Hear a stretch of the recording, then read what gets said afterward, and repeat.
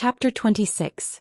It was the twins' birthday on Christmas Eve, and Mu Tongxue had invited all her classmates to the Mu family's birthday party. Xianxia, Mu Qiqi's deskmate, could not help sighing when she saw Mu Tongxue giving her classmates heartwarming gifts. Your sister really knows how to win people over. She has been like that since she was young, Mu Qiqi replied. What about you? Her birthday is your birthday. Are you saying that the Mu family is only throwing a party for her? Xianxia was puzzled. Even if you are disobedient, you are still their daughter. How could the Mu family be so ridiculous? How could we not have sister on our birthday? Mu Tongxue answered as she circled behind them. Mom and Dad miss you very much, but you are stubborn and don't want to come home. Why would you need sister's invitation to celebrate your birthday? Right, sister? Aunt Sipei will celebrate my birthday for me, Mu Qiqi replied. Then how cold would you be? Moreover, Aunt Sipei has agreed to come to our birthday party. Mu Qiqi looked at Mu Tongxue in confusion, but Mu Tongxue seized the chance to hold Mu Qiqi's hand and told her sincerely, Sister, don't be mad at me. Come home with Aunt Sipei on your birthday. Mu Qiqi held Mu Tongshue's hand and walked out of the classroom looking at her seriously. What do you mean? I just want you to come home for your birthday party. We will celebrate your 18th birthday together. Mu Tongxue flung Mu Qiqi's hand away. Moreover, even if you are not a member of the Mu family now, the blood of the Mu family still flows in your veins.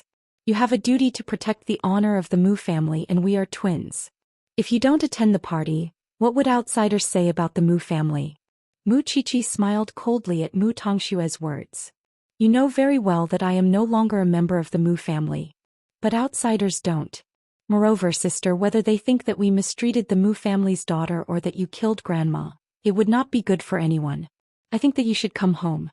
It would be best for both sides. With that, Mu Tongxue turned and took 2 steps forward. Then she said, We'll wait for you to come home on your birthday. Mu Qiqi did not say a word. She returned to the classroom and sat beside her deskmate. Xianxia immediately held her hand and asked, So, are you going back to the Mu family for the birthday party? I don't know. Mu Qiqi shook her head. Since you're the daughter of the Mu family, it's not a big deal for you to go back. How can I argue with my parents for the rest of my life? From Xianxian's point of view, the relationship between Mu Qiqi and the Mu family was just that of a rebellious child running away from home and a parent disappointed in the child. She believed that Mu Qiqi would return to the Mu family sooner or later. Only Mu Qiqi herself knew how much she wanted to cut all ties with the Mu family. From the day she was chased out of the Mu family, Mu Qiqi never thought about returning to that place. Therefore, when they returned to the little mansion in the afternoon, Mu Qiqi quickly asked Su Zipei, Aunt Zipei, did you agree to go to the Mu family? You said that you don't want to have anything to do with the Mu clan. Su Zipei quickly explained, the Mu family called and asked for your cooperation. That way the outside world would publish negative news about the Mu family. Mu Qiqi nodded. They said that and you agreed? Why would I agree, Qiqi? Aunt Sipei had called and asked young Master Xing before making the decision. After all, he had told us to be loyal to the Xing family, and I would never regret it since I've made my choice. Xiao. No, I mean Brother Xiao agreed. Mu Qiqi quickly changed her words. Yes, Qiqi. Young Master Xing is thinking for you. If you don't go and the Mu family spreads the word that you killed grandma, how would you stand in Jianchuan in the future? Mu Qiqi stared at Su Zipei in disbelief before laughing mockingly.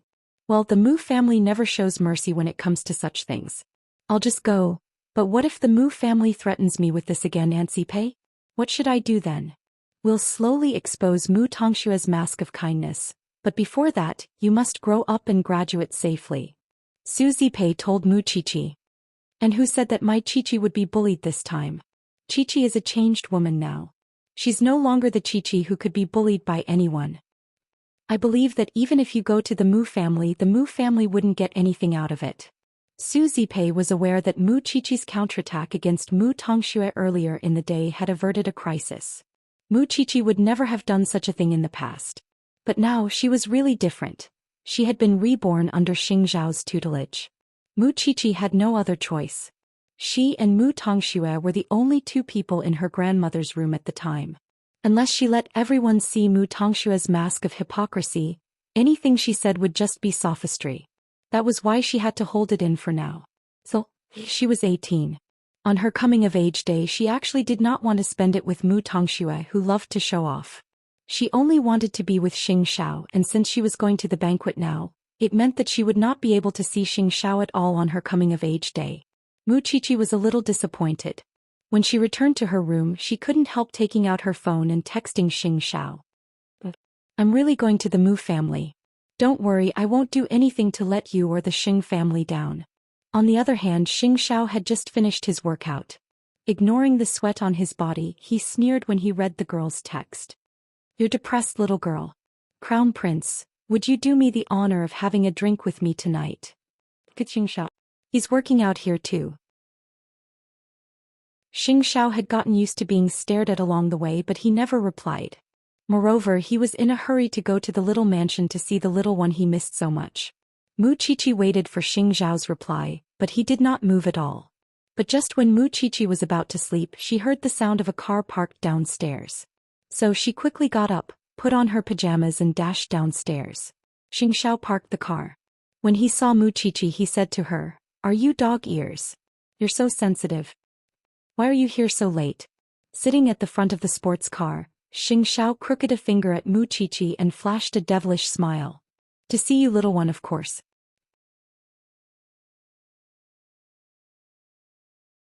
Chapter 27. Seeing her reaction, Xianxia added, "You wish." Mu Qiqi promptly glared at him. "You've been living in the small mansion for almost 5 months now. In these 5 months you've changed so much. Don't you want to let those who abandoned you see how much you've changed?" Xianxia asked her, folding his arms. Mu Qiqi looked at him hopefully. "Of course I do. Isn't that it? On that day your sister would definitely do everything in her power to show off and embarrass you. When the time comes, they would see with their own eyes how happy and comfortable Mu Qiqi is after leaving the Mu family. Aside from fearing that the Mu family would play tricks, the more important reason I've agreed is the latter. You're the little princess of the Xing family. How could the little princess of the Xing family lose out?" Mu Qiqi didn't know why, but whether it was a mountain of blades or a sea of fire, Xianxiao's words made her yearn for it. In fact, she also wanted to know what kind of expression those people in her family would have when they saw her change. "Jing Yun will come tomorrow to arrange everything for you to attend the banquet. And I'll have him keep an eye out for gifts from the Mu family in the next 2 days. We'll snatch whatever they buy, and as long as it's for Mu Tongxue, I'll take it all for you." Mu Qiqi's heart warmed into an ocean at Xianxiao's words. After all, Xianxia was the only one in this world who would snatch things for her. Mu Qiqi looked at him with teary eyes. "I'm suddenly looking forward to it. Go to sleep." Xianxia nudged her head. "You still have school tomorrow. What about you? Why do you care?" Mu Qiqi reluctantly entered the mansion's main gates as she stared at Xianxiao's meaningful eyes. It was clearly cold outside, but, Xiao, what is it? Xianxia was not surprised by Mu Qiqi's shout at all. Instead he turned to look at her and asked, "It's my 18th birthday. Although I really want the Mu family to see how much I've changed, I'd rather be with you. Of course, I know you're busy every day, but I really want to see you. If I go to the Mu family, I won't be able to celebrate your birthday with you. But it doesn't matter. The next day is Christmas. Can you spend Christmas with me? There's a company event on Christmas. After all, they were a diamond family. How could Huang Yao miss such a big holiday like Christmas? Well, then I'll go in and sleep." Mu Qiqi was very disappointed. She turned around and closed the door, not letting Xianxia see her sadness. Was she being too whimsical? Why did he have to daydream like this? Xianxia was already good enough to her. She couldn't be so ungrateful. Xianxia watched as Mu Qiqi left in a hurry. In fact, he could already see the anticipation in her eyes. For girls, birthdays, Christmas, or any other festival was a good opportunity to get close to the person they liked. Xianxia did not say much and simply gave Jing Yun a call on the way home. "Keep an eye on the Mu family's movements over the next few days, and help me snatch a few things." Mu Tongxue certainly wanted to shine on the night of her coming of age and gain everyone's envious gazes. She especially wanted to humiliate Mu Qiqi. Since young, Mu Qiqi would always get beaten up on their birthdays for causing trouble on that day. She could receive gifts from her friends and family, but Mu Qiqi could only receive criticism and education. This time Mu Qiqi would not have a better ending.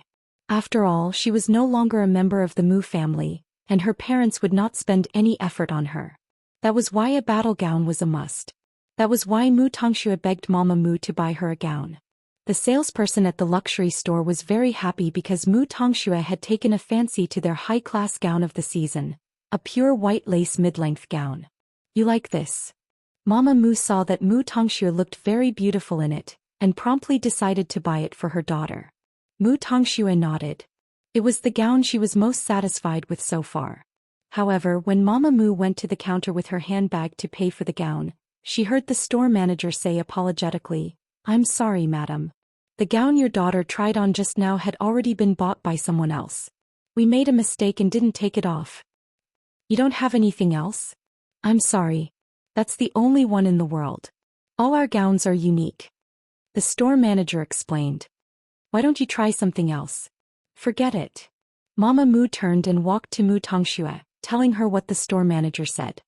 "Don't be angry, dear. Why don't we go home and get a designer to custom make it for you?" "I'm not angry, Mommy. Why don't I wear something from home? There's a lot of it anyway." "How could you? It's your coming-of-age ceremony after all."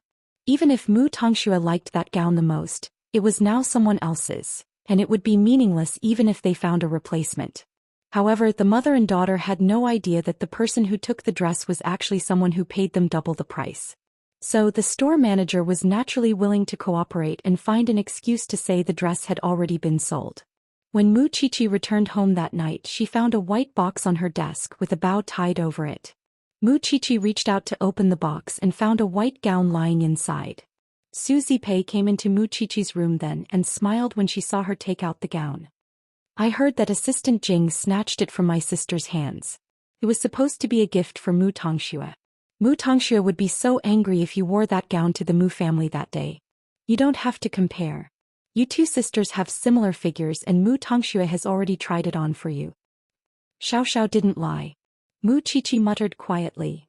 "He really snatched something from Mu Tongxue. What did you say?" "Nothing. I'm just saying that the gown is beautiful," Mu Qiqi replied. "Don't worry, Ancipei. We'll enjoy Mu Tongshue's expression that day. Young Master Xing is so considerate. You mustn't let him down after he did so much for you. You must hold your head high when you enter the Mu family." "I know." Mu Qiqi nodded solemnly. "I think I've fallen in love with the feeling of being able to cause trouble for Mu Tongxue."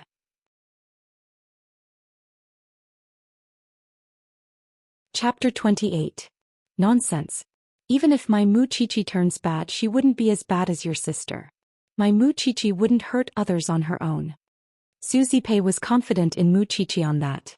"Aunt, Mu Qiqi, you shouldn't have the heart to harm others, but you should always be vigilant. Young Master Xing can't bear to see you being bullied, and he is your greatest source of confidence." Before, Su Zipei had thought that Mu Qiqi would never really change her fate by following Xianxia, and would at most have a place to stay. However, after 5 months together, Su Zipei realized that Xianxia's demonic nature was nothing like what the rumors said.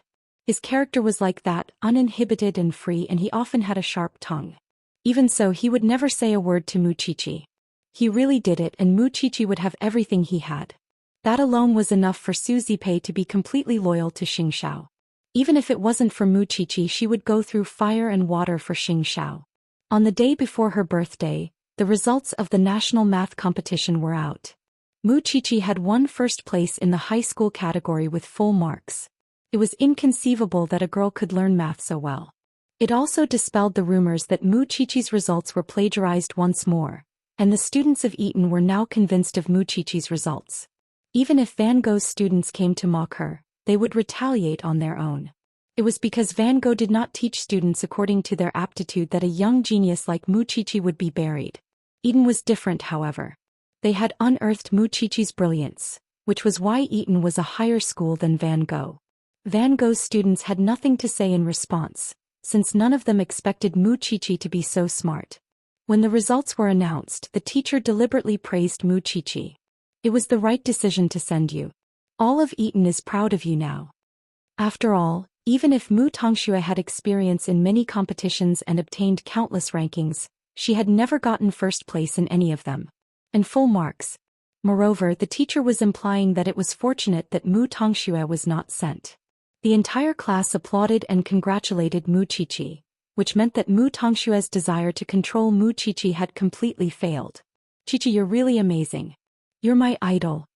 Xianxia hugged Mu Qiqi exaggeratedly and shook her. You have no idea how much better you are than your scheming sister. Mu Qiqi turned to look at Mu Tongxue before turning back to Xianxia. I'm not comparing myself to her. I'm just comparing myself. Because Xianxia reminded her that the one she should defeat the most was herself. Although Mu Tongxue was unwilling, there was nothing she could do. After leaving the Mu family, Mu Qiqi seemed to have changed into a different person. She was no longer the cowardly Mu Qiqi she used to be. This time she was lucky, but next time she might not be so lucky. Anyway, there was still time. At that thought, Mu Tongxue moved from her seat to Mu Qiqi and congratulated her. You're amazing, sister. I'm proud of you. Thank you, Mu Qiqi replied to Mu Tongxue. Tomorrow is our birthday party. You have to go home early. Mom and Dad miss you. I can only say that I will be there. Mu Qiqi answered seriously. All right, we'll be waiting for you in Ansipe. It was only after Mu Tongxue left that Xianxian asked Mu Qiqi, why do I have the feeling that she's not that kind? Do you think she would bully me now? Mu Qiqi narrowed her eyes at Xianxian. Of course. We're going to the Mu family tomorrow. After all, everyone knew that Mu Qiqi was not on good terms with the Mu family. What would happen if the Mu family ignored Mu Qiqi? Mu Qiqi herself was not worried about that, because she did not really need her parents' love. On the night of the 23rd, Mu Qiqi stared blankly at the little white gift placed on the table. Xianxia had snatched it from Mu Tongxue and she would certainly wear it. Still, she minded it because she had to deal with the Mu family and could not see Xianxia on her birthday. She knew that Xianxia would be very busy with Huang Yao's nationwide event. Still, it was a little secret she kept in her heart. Even if she could only see him once. Huang Yao was currently going through the final confirmation of the event.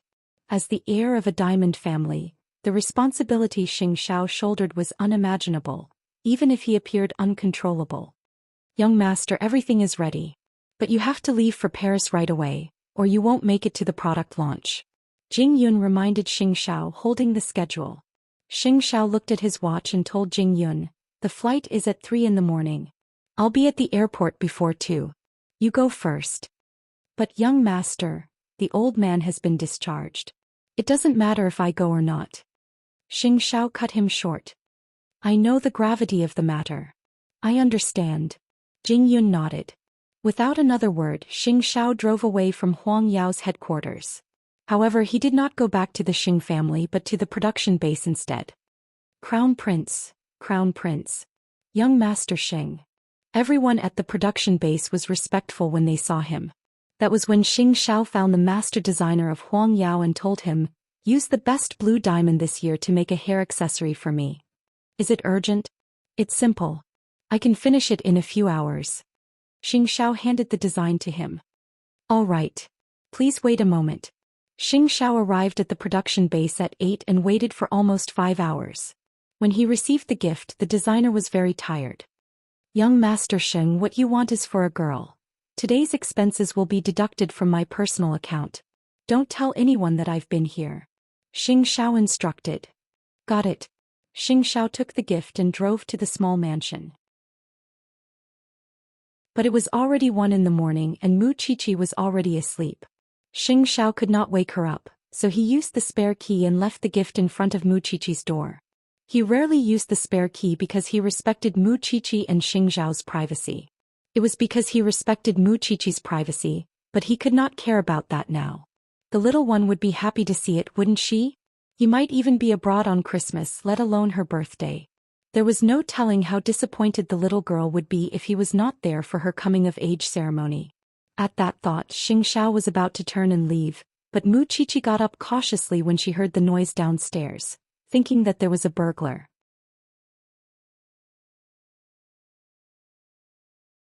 Chapter 29. Xianxia turned and quickly asked when he saw Mu Qiqi. Why are you awake? It's really you? Mu Qiqi walked up to Xianxia in her pink pajamas, appearing very excited. Why aren't you going in now that you're back? I'm flying to France soon. Xianxia told her even as he put on his black gloves. Oh, when are you coming back? I'm not sure. Xianxia replied. Mu Qiqi lowered her head to hide her disappointed look before looking up again. Then hurry up and leave. Did you see anything at the door? Xianxia returned to the living room and asked her since he had been discovered. I didn't turn on the lights just now. With that, Mu Qiqi quickly went upstairs and found the blue gift box by the door.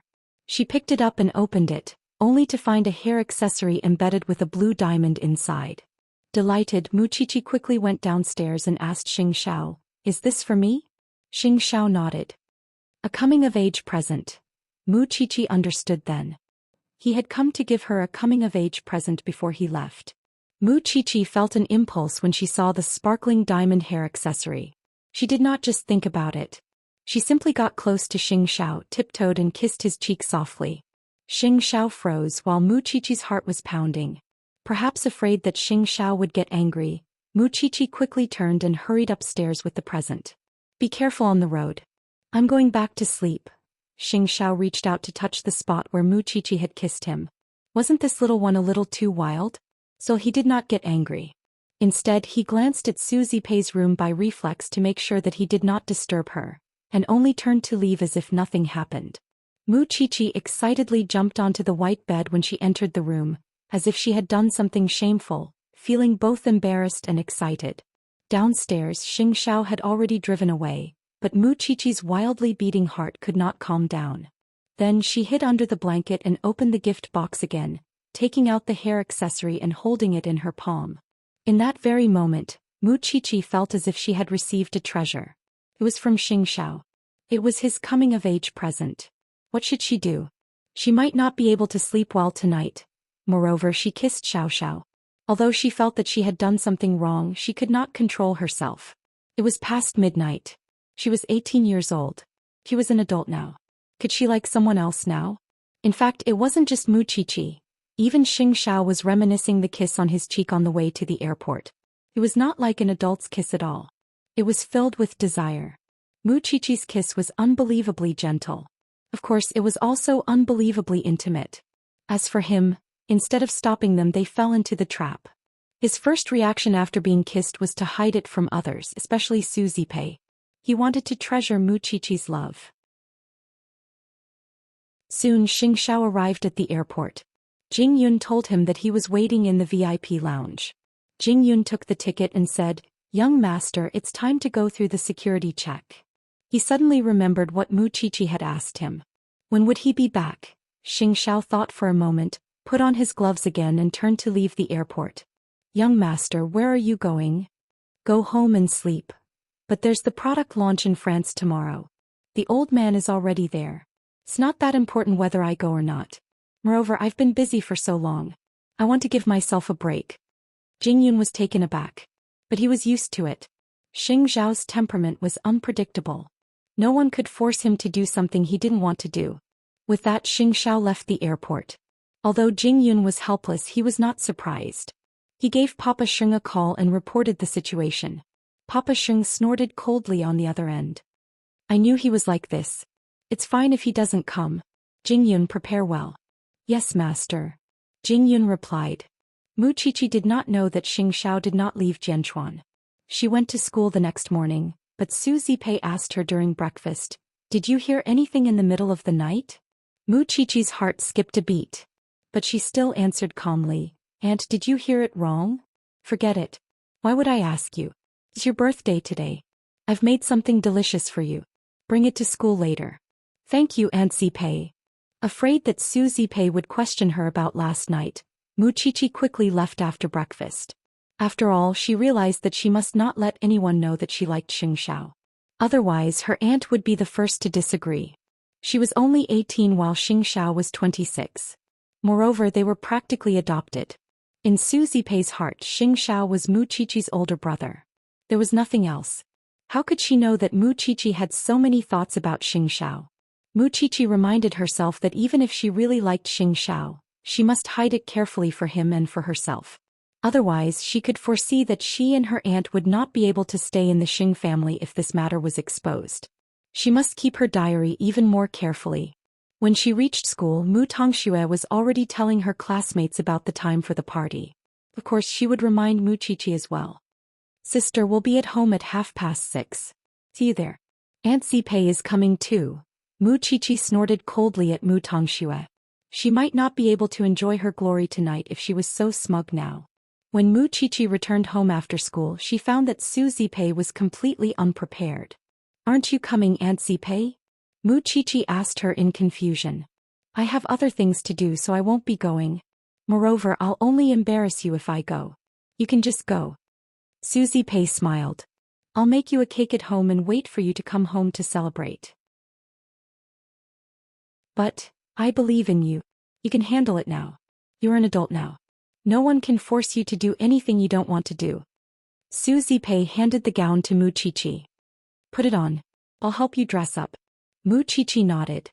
Mu Qiqi simply did not expect that Su Zipei was preparing a surprise for her.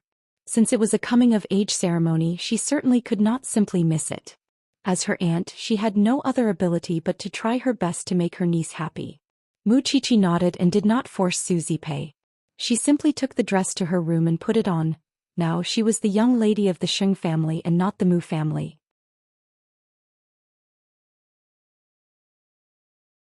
Chapter 30. The Mu family had decorated the mansion lavishly so that Mu Tongxue could entertain her classmates in style. The decorations were all exquisite and expensive, and it looked like a pink princess's castle. Mu Tongxue's dress for the evening was a pale pink one-shoulder gown, making her look noble and imposing like a princess from a medieval fairy tale. Her classmates arrived one after another, bringing the presents they had chosen. Even Mu Qiqi's deskmate Xianxia was there, but Mu Qiqi was nowhere to be seen. Strangely, Mama Mu appeared kind and the servants of the Mu family were easygoing. It was hard to imagine that Mu Qiqi would be treated differently in this family. Mu Tongxue was the center of attention. She was beautiful and elegant among her classmates and was certainly eye-catching. Tongxue, you're so beautiful tonight. Tongxue, why is your figure so good? Girls would always talk about such things after class, especially those from prestigious families, who would always talk about international superstars. Mu Tongxue was delighted, but that was when Mama Mu tugged her aside and asked, Where's your sister?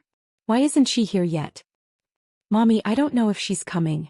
Mu Tongxue told Mama Mu that, because she believed that Mu Qiqi would not dare to come and humiliate herself. After all, was there any place for her in the Mu family now? It's already so late. Why is she still the same as before when she's gone somewhere else? She doesn't seem to have any manners at all. Mu Tongxue chuckled softly and acted coquettishly in front of Mama Mu. Mommy, you can't blame her. After all, she's alone outside now. Her guardianship has been taken away. Strictly speaking, she's not my daughter anymore. I invited her to my birthday party out of goodwill and she's still putting on airs? Mommy, don't be upset because of an outsider. Everyone was looking for Mu Qiqi, but she was nowhere to be found. Everyone was curious about Mu Qiqi's relationship with the Mu family, but it seemed that Mu Qiqi was a dispensable existence to the Mu family. After all, the photos used in the party were all of Mu Tongxue alone, and the other decorations were all of her. There was clearly no place for Mu Qiqi there. Forget it, there's no need to wait. Let's sing the birthday song. Mama Mu held her daughter's hand and walked towards the three-tiered cake. But that was when the butler came in and said to Mama Mu and Mama Mu, Eldest Miss is back. Soon, everyone in the party turned to look at the door, only to see Mu Qiqi walking towards them in a white lace gown. Tonight, Mu Qiqi had put on some light makeup. Her hair was tied up in a bun which made her look like a forest. Looking at her delicate skin, Mu Qiqi looked like a little fairy under the light. She was surrounded by an ethereal aura and was glowing. Qiqi. Xianxia immediately ran over. I thought you weren't coming. It's my birthday. Mu Qiqi smiled at Xianxia. Nonetheless, Mama Mu and Mu Tongshue's faces darkened at Mu Qiqi's appearance. It was for no other reason than that Mu Tongxue had taken a fancy to the dress Mu Qiqi was wearing. It turned out that Mu Qiqi had stolen it. Mama Mu glanced at Mu Tongxue before walking up to Mu Qiqi. Qiqi, what time is it? Why did you come so late? Oh, Aunt Mu. Mu Qiqi smiled. I'm sorry. There was a traffic jam on the way and my driver had to take a detour. Mu Qiqi answered gracefully. What embarrassed Mama Mu the most was the way she addressed Mu Qiqi. Aunt Mu. Sister, this is Mom. I'm sorry. I'm not a member of the Mu family if I remember correctly. That's why you have no reason to ask me to come early since I'm a guest. Mu Qiqi smiled. In that moment Mama Mu was very surprised. Was this still the submissive eldest daughter she knew 5 months ago? Why was she able to speak so eloquently and be so confident? For some reason, Mu Qiqi's personality immediately outshone Mu Tongshue's gentle personality. Everyone watched Mu Qiqi as if they were watching a show and gave her a thumbs up. Awesome. Cool. You can't say that, sister. After all, you've lived here for so many years. I don't need you to remind me of the humiliation. With that, Mu Qiqi moved closer to Mu Tongxue and said, or I'll steal your life like I stole this dress. Mu Tongshue's face fell. I didn't think that's all you've learned in a few months. Mama Mu pretended to be angry at Mu Qiqi. You're not behaving like a lady from a rich family at all. Tongxue, play a piano piece for everyone to liven things up. What's so great about playing the piano? Who here wasn't the daughter of a rich family? Mu Qiqi paid no attention to the Mu family's stares, and simply walked to a corner to chat and laugh with her classmates. Qiqi, why are you talking back to your mother? Xianxia asked Mu Qiqi in private. I would have been beaten up if it were me. Because I'm not a member of the Mu family anymore. They're clearly here to humiliate me. Do I have to be polite? It's like, so weird, you two sisters. Qian scratched her head, unable to understand why Mama Mu would look at Mu Qiqi so differently. Of course, the banquet became even more exciting with Mu Qiqi's arrival. Mu Tongxue had been racking her brains to think of ways to suppress Mu Qiqi in front of her classmates. And Mu Qiqi was now full of personality and completely uncontrollable. Everyone in the Mu family was surprised by Mu Qiqi's change. Where had the cowardly, timid and obedient Mu Qiqi gone? Why didn't anyone recognize the Mu Qiqi now?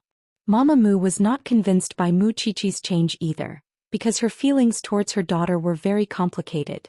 She had given birth to her but caused her endless trouble, and she felt relieved when she sent her away. Still, she sometimes felt sorry for her. But now, she was more curious about why Mu Qiqi could live a more confident life after leaving the Mu family. Could it be that she really did not know how to teach her daughter? To suppress Mu Qiqi's arrogance, Mama Mu took out the present she had prepared for Mu Tongxue. Baby, it's your coming-of-age ceremony.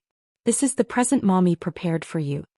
Mu Tongxue took the present and opened it in front of everyone, only to find an exquisite pink diamond ring lying inside. Thanks, Mommy. I like it.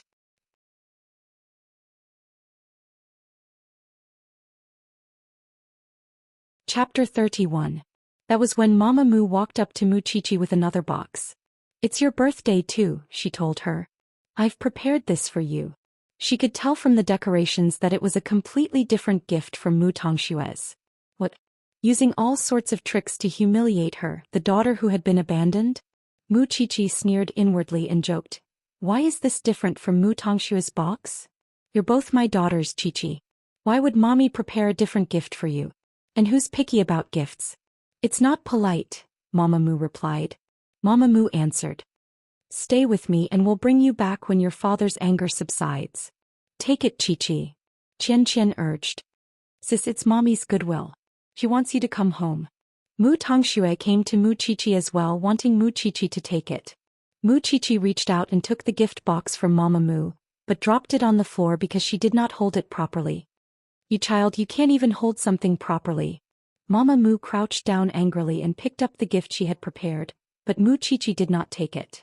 Since the heavens don't want me to accept this gift, I'll listen to them. Thank you, Auntie Mu, but I don't think I need it. With those words, Mu Qiqi took out a blue diamond hair accessory and put it on her head. Because I already have the best gift. Wow, it's beautiful. Qian exclaimed.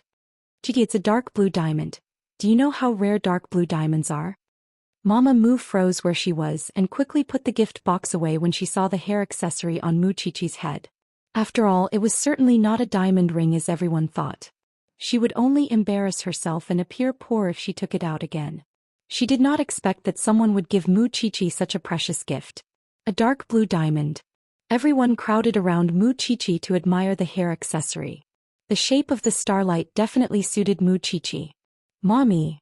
Mu Tongxue was upset that her spotlight had been stolen. Go and cut the cake with your sister. Mama Mu told Mu Tongxue, gesturing at the cake with her chin. Mu Tongxue nodded and walked to Mu Qiqi, holding her hand. Sister, let's cut the cake together. Mu Qiqi was aware of Mu Tongshue's intentions. She had never changed after so many years, and it was obvious that she wanted to frame her on such an occasion. Still, Mu Qiqi did not try to dodge and simply allowed herself to be led by Mu Tongxue to the cake. Sister, although you've left the Mujiao, you still can't escape the fate of being framed by me. With those words, Mu Tongxue turned to smile at Mu Qiqi and tripped over herself where no one could see. Everyone saw Mu Tongxue fall, and Mama Mu quickly reached out to help her. Mu Qiqi had been admiring Mu Tongshue's performance from start to finish. Why was she still doing the same thing after so many years? Tongxue, are you all right? Mommy, I'm fine. Mu Tongxue cried. It's not my sister's fault, I tripped myself. At that, Mama Mu quickly walked to Mu Qiqi and said, Qiqi, vent your anger on Mommy. Why don't you change? Why do you still bully your sister? Mama Mu asked. She tripped herself. Who would trip themselves? Mama Mu exclaimed in disbelief. Why are you always so vicious? Everyone was looking at Mu Qiqi, watching as she was blamed. Mu Tongxue was sprawled on the floor, moaning weakly, but there was a smile on her lips. Qiqi. Xianxia looked at Mu Qiqi worriedly. But Mu Qiqi smiled and walked around Mama Mu to Mu Tongxue, reaching out to help her up. Why were you so careless? Sister. Mu Tongxue called out meekly. I don't blame you, really. Mu Qiqi blinked mischievously as she held Mu Tongxue, and promptly shoved Mu Tongxue onto the three-tiered cake. Everyone watched as Mu Tongxue fell awkwardly into the cake, instantly turning into a cake person. It was a very comical sight. Since you said I tripped you, I might as well push you down. Wouldn't I be bearing the blame for nothing? Everyone stared at Mu Qiqi in disbelief, not expecting that she would actually do such a thing. Xianxia, who was watching in a corner, felt relieved. That was how one should deal with such a drama queen. Mu Qiqi. Mama Mu quickly helped Mu Tongxue up, only to find that Mu Tongxue was crying and running away from everyone. In a fit of rage, Mama Mu raised her hand to slap Mu Qiqi, but Mu Qiqi caught her wrist. And I'm already an adult. Are you still going to hit me? Aren't you afraid that I'll tell my guardian? No one can say anything if I hit my daughter. Your daughter? Mu Qiqi smiled coldly and snatched the gift box from Mama Mu's hand, opening it in front of everyone to find a pearl necklace that did not look very valuable. Your youngest daughter is a diamond. Why is it a pearl when it's mine? How biased. That's right. They're both daughters. Why is there such a huge difference in treatment? The guests were all looking at Mama Mu in confusion. This is a family matter. Please don't pay too much attention to it. Mama Mu quickly told everyone. It's not like we've wronged her. She knows very well why it's like this. It doesn't matter if it's clear or not. Thank you for your hospitality tonight, Aunt. I think it was very interesting. There's nothing fun to do now that the cake is ruined. My aunt is still waiting for me to eat at home, so I'll be going. With those words, Mu Qiqi turned with a smile, her back neither servile nor overbearing, completely unlike the Mu Qiqi who could be humiliated by anyone before. Happy birthday, Tongxue. I'm going too. With those words, Xianxia ran after her. Every guest watched as Mu Qiqi left. Now that the party had been ruined, it would be awkward if it continued. That was why everyone else found an excuse to leave as well. Mama Mu's face was unusually dark. Everything that happened today was beyond her expectations. The guests are gone. Aren't you going to clean up? I'm going upstairs to check on Tongxue. The servants immediately cleaned up. Outside the villa, Xianxia saw Mu Qiqi take out a note from her little backpack and burst into laughter. I was wondering why you were so mighty at night. But you actually rehearsed for yourself beforehand? Mu Qiqi smiled. That family is like a pack of wolves and tigers. I wouldn't have dared to go up if I didn't watch some gangster movies to get myself some lines.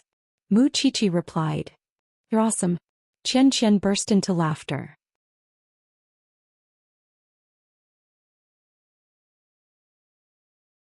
Chapter 32. It couldn't be better. Xianxia gave her a thumbs up and whispered to Mu Qiqi, I even took an embarrassing photo of your sister falling into the cake. I'll send it to you when I'm done. Mu Qiqi hugged Xianxia and urged her, "Hurry home. So cold." "It's worth the cold to watch such an interesting show."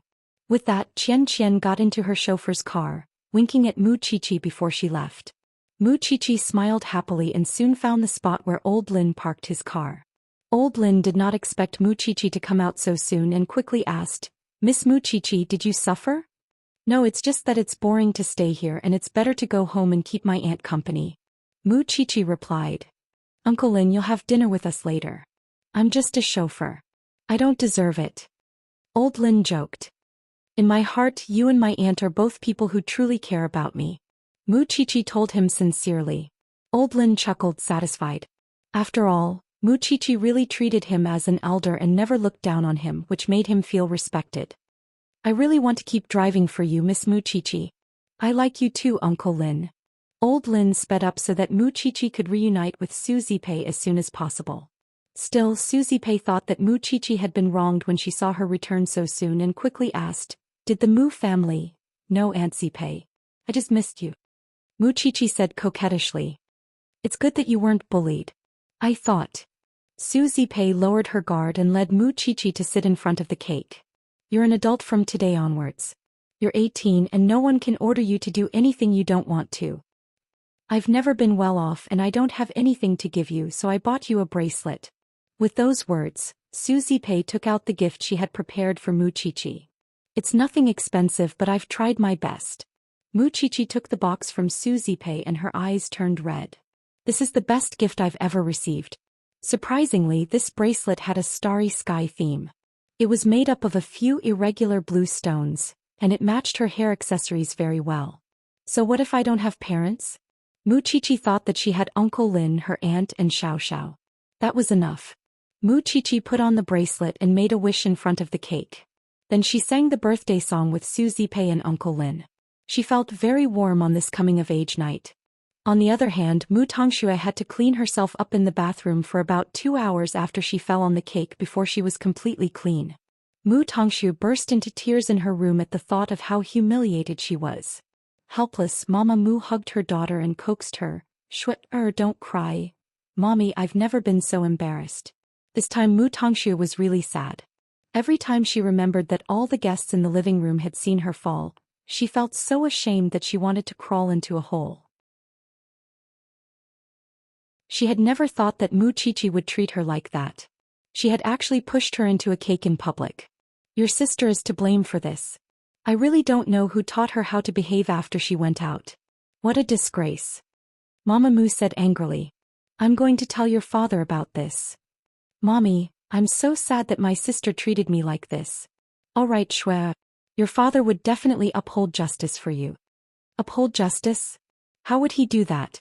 Was he supposed to drag Mu Qiqi out of Eton and beat her up?" They were both daughters, and Mu Qiqi was certainly not afraid of the Mu family's vengeance if she could do that. Still, no one expected that Mu Qiqi would be so crafty and push Mu Tongxue onto a cake in front of everyone. When Papa Mu returned home, he heard about what happened at the birthday party. Of course, he did not believe it at all. After all, his impression of Mu Qiqi was that she was timid and cowardly. How could she humiliate Mu Tongxue in front of so many people? She dared. But the truth was that Mu Qiqi dared. After all, she now had someone who could support her. After the birthday party, Mu Qiqi returned to her room to rest.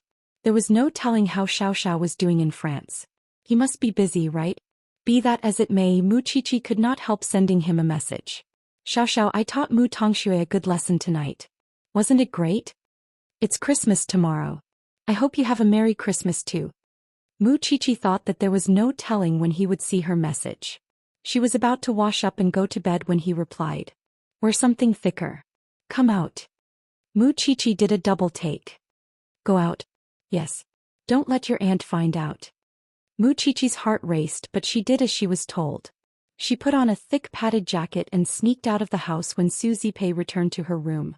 Mu Qiqi looked around when she reached the little garden outside the mansion, but did not find Xianxia. But just as she was about to call him, a big hand reached out from the darkness and pulled Mu Qiqi into his sports car. "Aren't you in France?" Mu Qiqi asked in delight when she saw Xianxia. "I suddenly don't feel like going." Xianxia drove away from the little mansion with Mu Qiqi. "Where are we going?" Xiao turned to look at Mu Qiqi with a dangerous look in his eyes. I'm bringing you to do something bad, of course. Mu Qiqi did not dare to look at him at all. Instead, her heart raced and her face lowered, blushing. Did Xiao know that she liked him? Mu Qiqi did not dare to say a word along the way. It was only when they arrived at the seaside that Xiao got out of the car against the cold wind. Mu Qiqi followed him out of the car, and found that someone was releasing Kongming lanterns by the seaside. Yes, she was beautiful, but she was very cold. Mu Qiqi was shivering all over. At that, Xiao pulled Mu Qiqi to him and clamped her between his arms. Mu Qiqi's heart raced even faster. She almost suffocated. Why are we here? Mu Qiqi asked, looking up.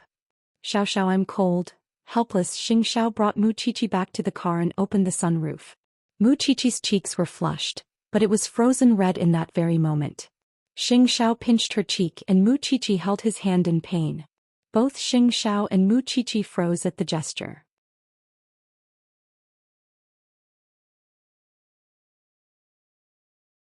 Chapter 33. Xiao did not look at Mu Qiqi's eyes, but wrapped his warm palm around her small one. Mu Qiqi said nothing. She was afraid of breaking that moment of bliss, and could only lower her head awkwardly and look elsewhere. Xiao was holding her hand. Xiao was holding her hand. Xiao said nothing either, and the pair stayed in silence for around 10 minutes. It was only when someone came to urge them to move the car that Xiao let go of Mu Qiqi's hand. Mu Qiqi was disappointed that her hand was suddenly empty, as if she could still feel Xiao's warmth. Are you warm? Xiao asked Mu Qiqi as they drove away. A little warmer. Mu Qiqi quickly answered. Much warmer. Then where are we going now? There were few in Jianchuan who did not know Xiao, which was why he would attract attention wherever he went. It was only a matter of time before everyone found out if he openly brought his little one to other places. That was why he could only bring Mu Qiqi to the seaside. But the seaside was cold. Seeing Mu Qiqi's cheeks reddening from the cold, Xiao could only bring her back. However, his actions left Mu Qiqi very confused. Are we going back now, Xiao? Xiao stopped the car as they entered the garden of the little mansion. He simply stayed quietly with Mu Qiqi, not answering her question. That left Mu Qiqi feeling that Xiao was acting very strange tonight. What's wrong, Xiao? Who is Xiao? The great crown prince of Huang Yao, who often killed without a trace in the business world. Even so, he was at a loss when it came to the little girl. His emotions were very complicated when he faced Mu Qiqi. He wanted to take the little one for himself at all costs, but he was afraid of burdening her. He did not care, and he would fight or kneel if he wanted to. But Mu Qiqi's life was as if she was walking on thin ice every day.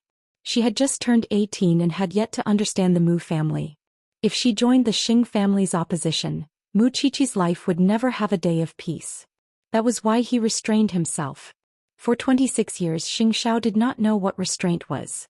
But now he admitted defeat as if he suddenly had a weakness in Mu Qiqi. Mu Qiqi was a little scared when she saw the gloomy look on his face. Could it be that she had upset him somehow? Xiao. Xiao did not answer Mu Qiqi. Instead, he took out a box from his storage cabinet and threw it at Mu Qiqi, his demeanor reverting to the devilish crown prince he usually was. A reward for you. What? Mu Qiqi opened the box to find the latest white mobile phone. A mobile phone? Replace your outdated phone that can only send text messages, Xiao ordered. I've already saved his phone number for you. Mu Qiqi nodded and held the phone in her arms. I understand, Shush. Go back, your aunt will look for you later. Xiao reminded himself to stay calm. He had to restrain himself no matter how much he wanted to be with Mu Qiqi. Mu Qiqi nodded. She was a little disappointed, but she was very obedient. Mu Qiqi really thought that Xiao would bring her to do something bad. In fact, she knew that Xiao would not, but she was secretly anticipating it. Then Mu Qiqi turned and opened the car door, but that was when she turned and asked Xiao.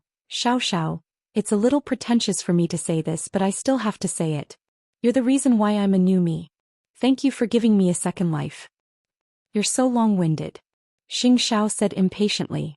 Mu Qiqi smiled and went with the flow to lean on Xiao's shoulder tentatively. Xiao tried to push her head away by reflex, but did not push her too far. Satisfied, Mu Qiqi paused for a long time before saying, "Good night, Xiao." Xianxia grunted coldly and drove away after putting Mu Qiqi down. Did Mu Qiqi know that this was an interaction only between lovers would have? Mu Qiqi knew nothing and had never been in a relationship. All she wanted was to get closer to Xianxia just a little. She was really satisfied with this coming-of-age night. Watching as Xianxiao's car drove away, Mu Qiqi tiptoed back to her room and wrote down everything that happened that night in her diary. Of course, for safety reasons, Mu Qiqi did not write anyone else's name in her diary, and always used he or she. Mu Qiqi simply lay on her bed when she remembered that Xianxia had held her hand that night, kicking her legs in joy. Her feelings for Xianxia seemed to have taken root through one incident after another. That is, she must not let her aunt find out. Otherwise, she was afraid that she would never be able to keep liking Xianxia. When he got home, Xianxia desperately splashed cold water over his head, because he realized that he was not the usual wanton Xianxia. Why was that? Why would he have such strange feelings for a little girl? He was used to seeing beauties of all shapes and sizes, and it was not as if he had never had physical contact. But why was it that holding the little one's hand would make him so excited? Was that what he meant by liking her? Even so, the little one was still so small.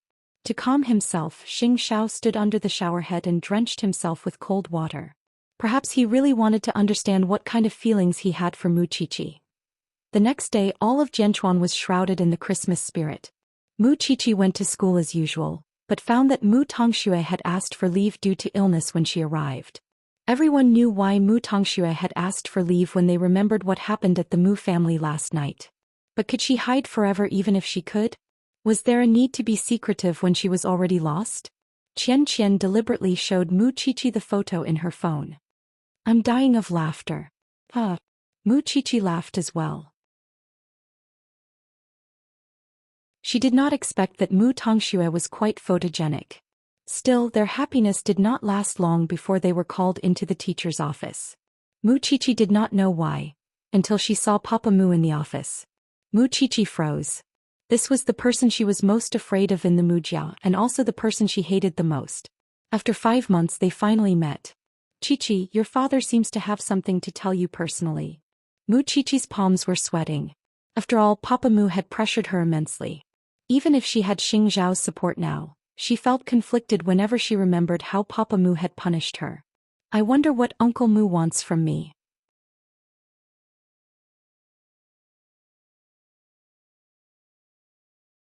Chapter 34.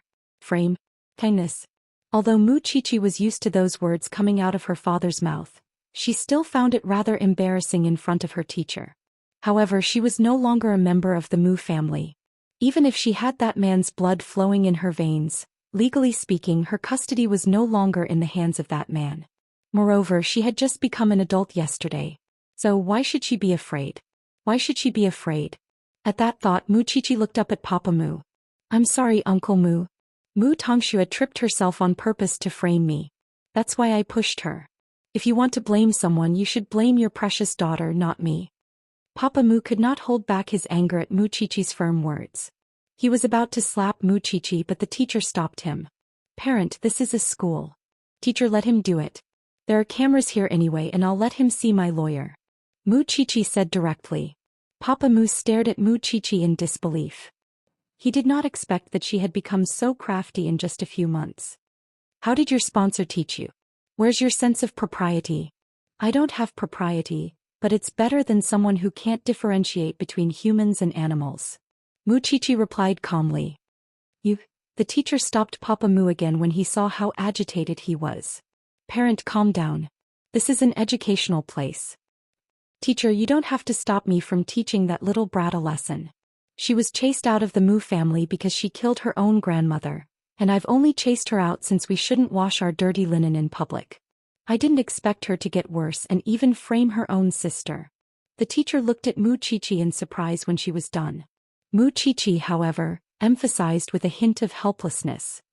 "I told you it's Mu Tongxue who fed Grandma the wrong medicine. You're still quibbling.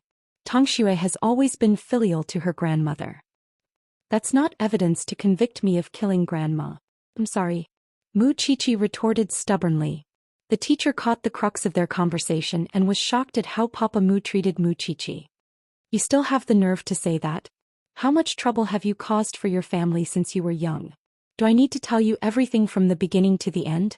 Mu Qiqi bit her lip. Feeling wronged, she stopped talking. Listen up, Mu Qiqi. I won't go easy on you if you harm Tongxue again. With that, Papa Mu turned and left the teacher's office, leaving the teacher with a complicated expression and the humiliated Mu Qiqi. However, she did not cry. Instead, she stubbornly raised her head and let her tears fall. Then Mu Qiqi looked at her teacher, her voice trembling. Teacher, please believe me. I really didn't kill Grandma. The teacher's heart ached when she saw that. She quickly hugged Mu Qiqi and comforted her as if she was her own child. I believe you. I really do.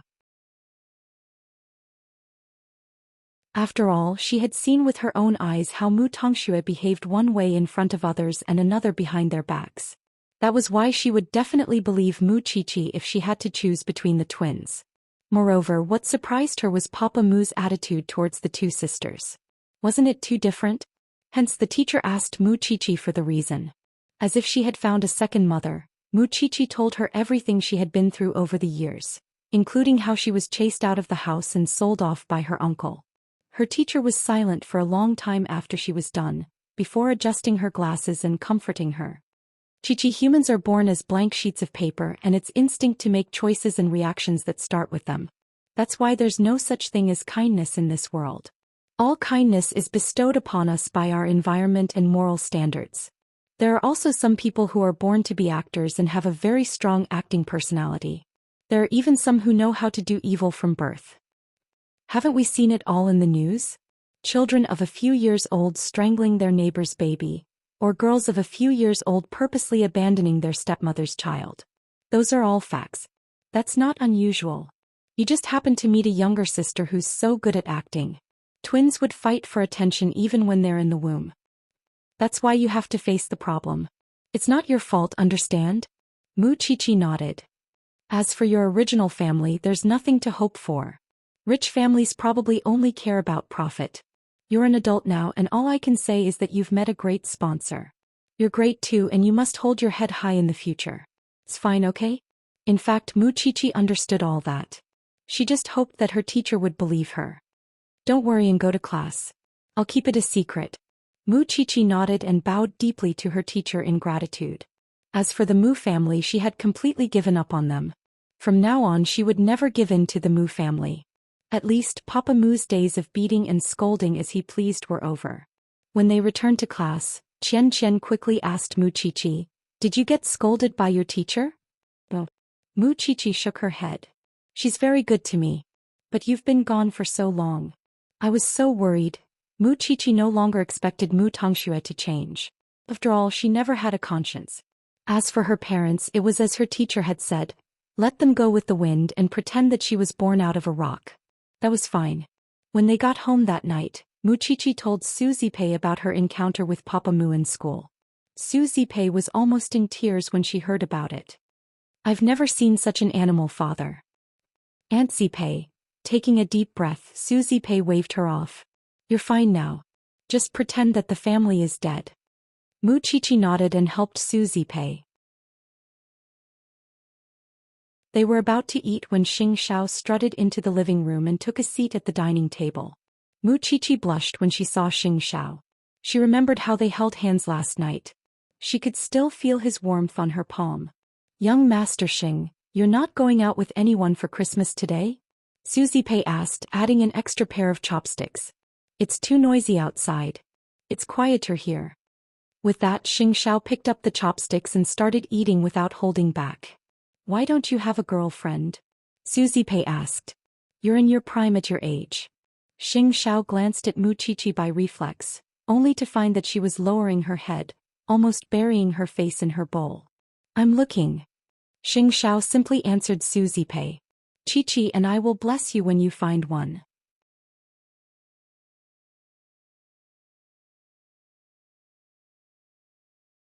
Chapter 35. Xianxia glanced at Mu Qiqi out of the corner of his eye but said nothing. Mu Qiqi quickly finished the rice in her bowl and told them, "I'm going back to my room." "Is the child full?" Su Zipei did not sense the unusual atmosphere between them at all, and simply watched as Mu Qiqi hurried upstairs. She did not want Su Zipei to see her blush, afraid that her aunt would suspect her. Please don't mind her, young Master Xing. The child was wronged again in school today. Su Zipei explained to Xiao. Wronged? Xiao's eyes darkened at once. Su Zipei put down her bowl and chopsticks at the question, and told Xiao about Mu Qiqi's humiliation by Papa Mu in school. That animal of a brother-in-law of mine told the teacher that Mu Qiqi killed Grandma. He only told the teacher today. Who could guarantee that he would announce it to the whole world to protect Mu Tongxue one day? Mu Qiqi could not take such a blow. What would others think of her? Is she called a murderer at such a young age? As a matter of fact, Mu Qiqi was hiding by the stairs on the second floor, secretly eavesdropping on their conversation. She felt aggrieved when she remembered Papa Mu's outrageous behavior in school today and his incessant questioning. Xiao did not say anything about the matter, and only sent Mu Qiqi a message when Su Zipei cleared the dishes. Meet at the same place later. Wear thick clothes. Mu Qiqi wiped away her tears when she read the message, and quickly returned to her room to change into warm clothes. What if Xiao brought her to the beach again? Late into the night, when Su Zipei returned to her room to rest, Mu Qiqi tiptoed out the door and sprinted to where Xiao was at the speed of a 100-meter sprint. Xiao had switched to an inconspicuous black car, and brought Mu Qiqi to the revolving restaurant in front of the amusement park. There was a Christmas atmosphere everywhere in Jianchuan at the moment, especially the huge Christmas tree in front of the amusement park. Mu Qiqi liked it very much when she saw it. Xiao, I want to go for a walk. Xiao tilted his head and glanced at Mu Qiqi. When he saw that she was wearing a thick cotton padded jacket, he nodded.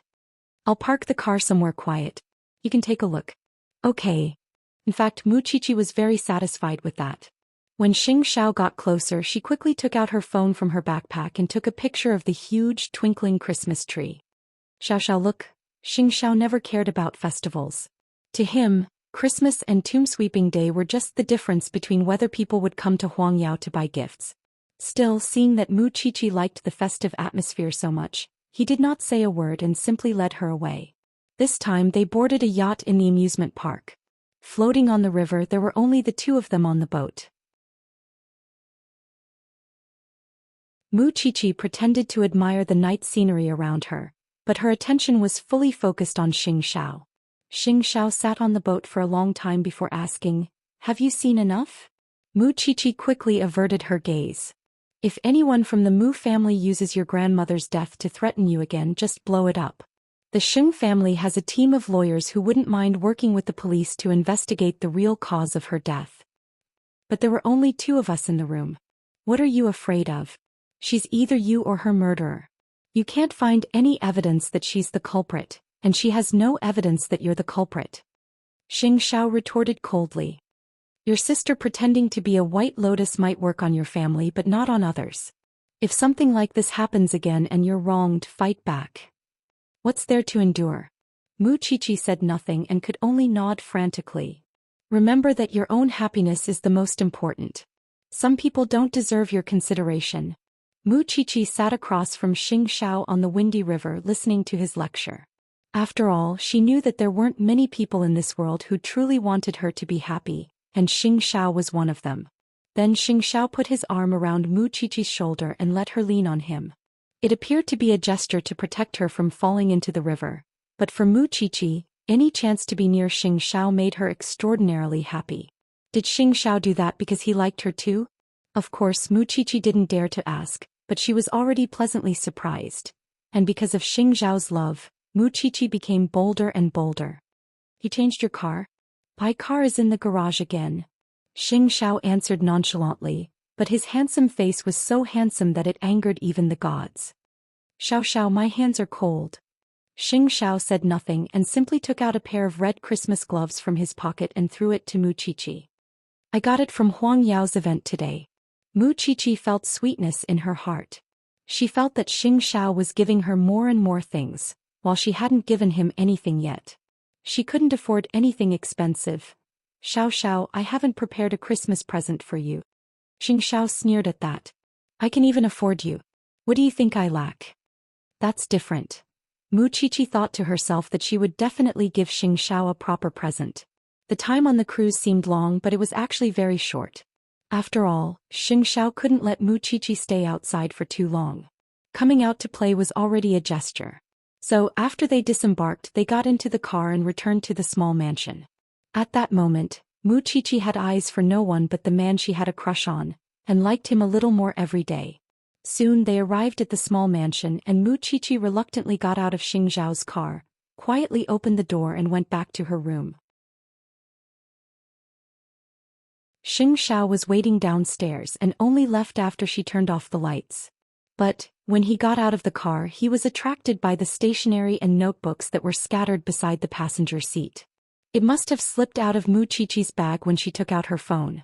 Xianxia picked up the notebook and the stationery, put them on the desk in his room, and went straight to the bathroom to wash up. When he came out with a towel wrapped around him, he returned to the desk and picked up Mu Qiqi's brown notebook. The little one actually had the habit of keeping a diary. Holding the notebook, Xianxia lay down on the bed and switched on the bedside lamp.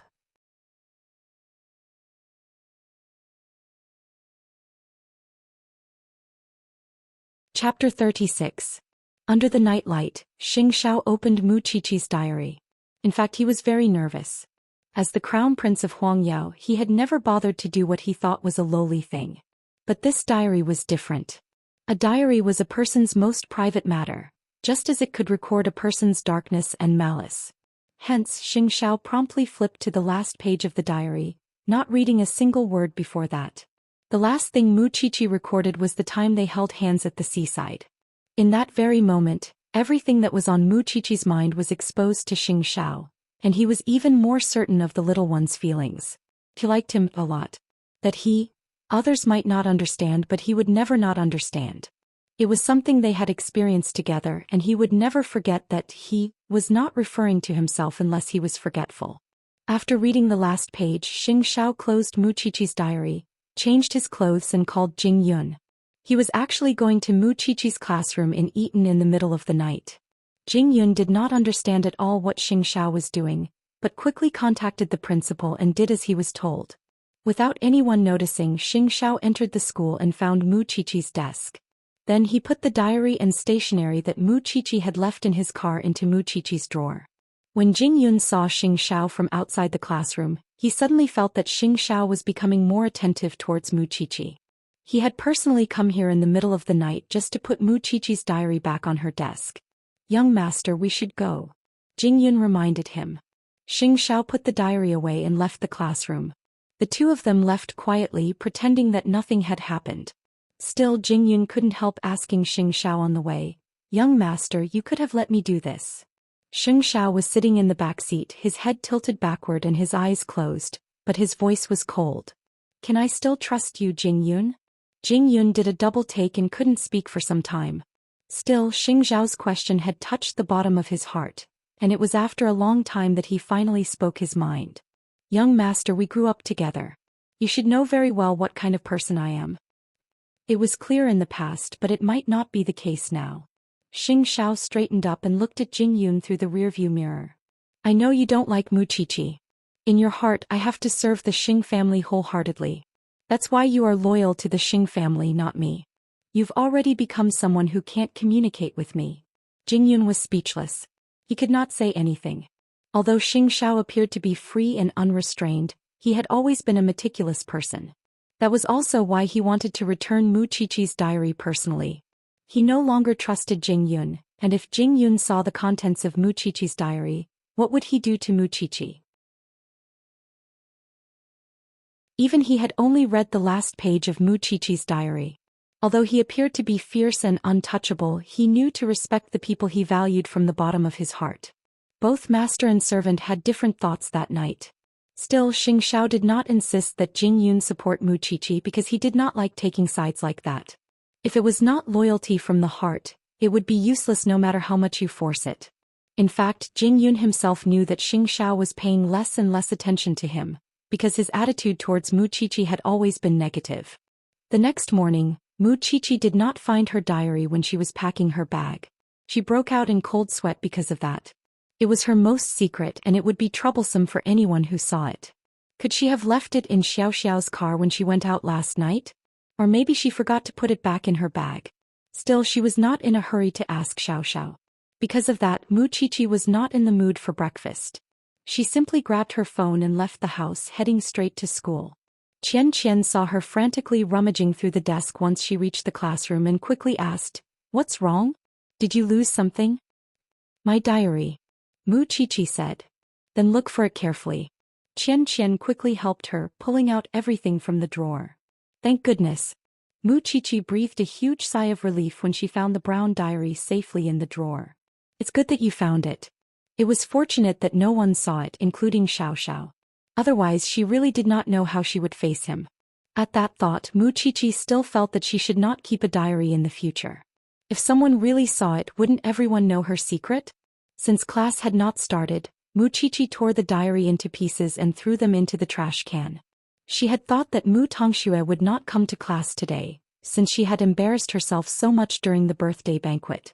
But before class, Mu Tongxue arrived, looking pitiful and wrapping herself up tightly. Look at that little bitch of yours. She thinks she won't be laughed at just by wrapping herself up like that? She really knows how to cover herself up.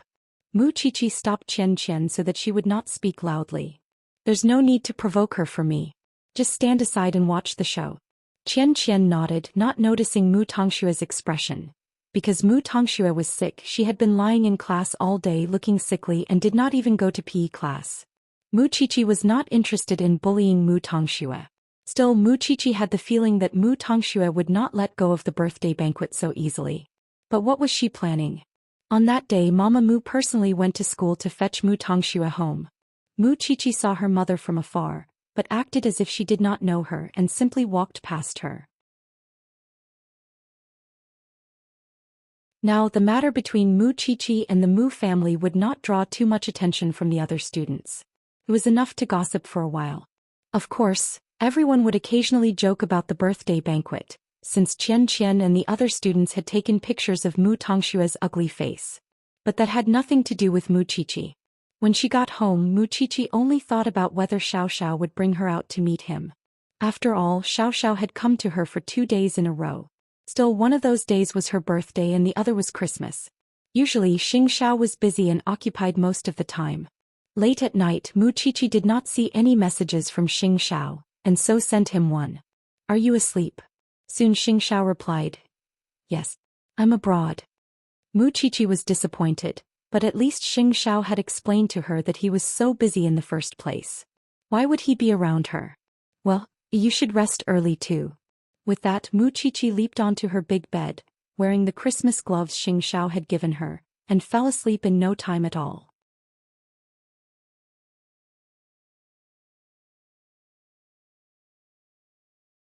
Chapter 37. The night in Singapore was particularly restless. Xianxia was there to deal with the counterfeits of Huang Yao diamonds that had appeared in the market.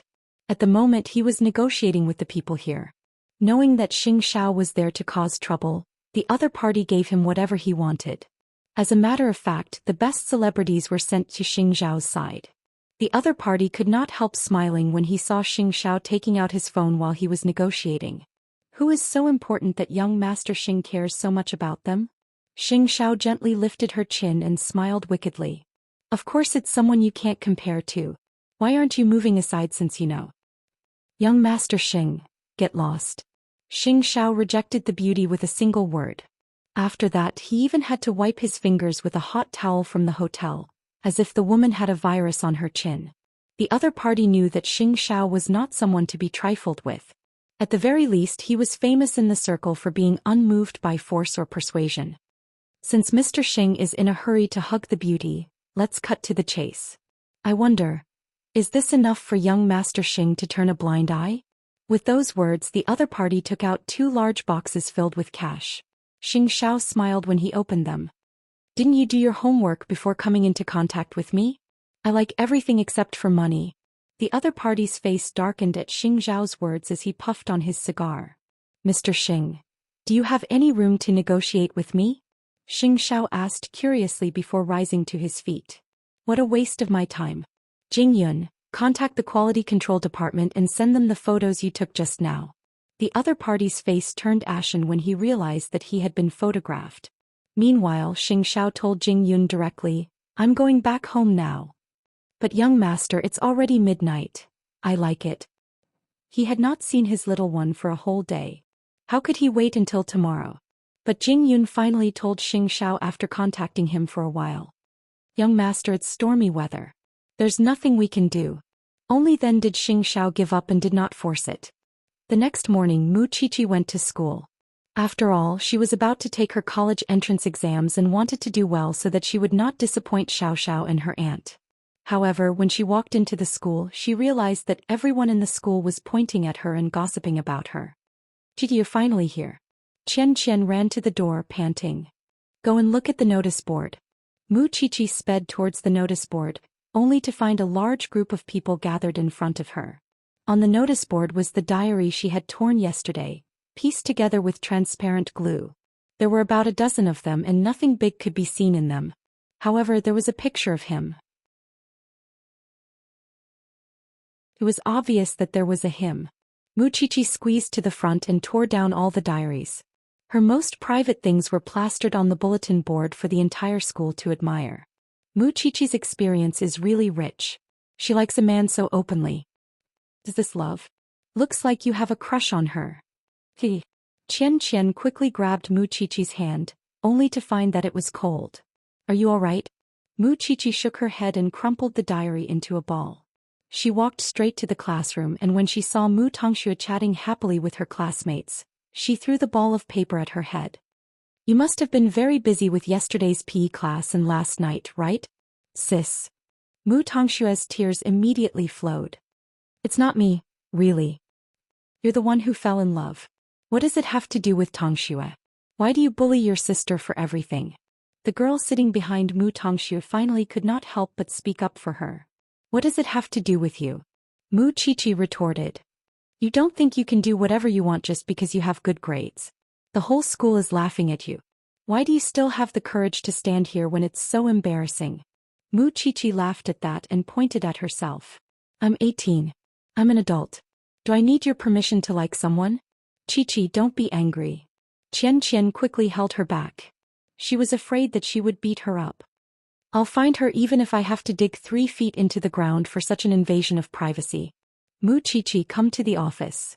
The teacher's voice was heard from outside the classroom. The whole class watched as Mu Qiqi was invited into the teacher's office. "Qiqi, I know about the diary." "Teacher, I didn't delay my studies because I like someone."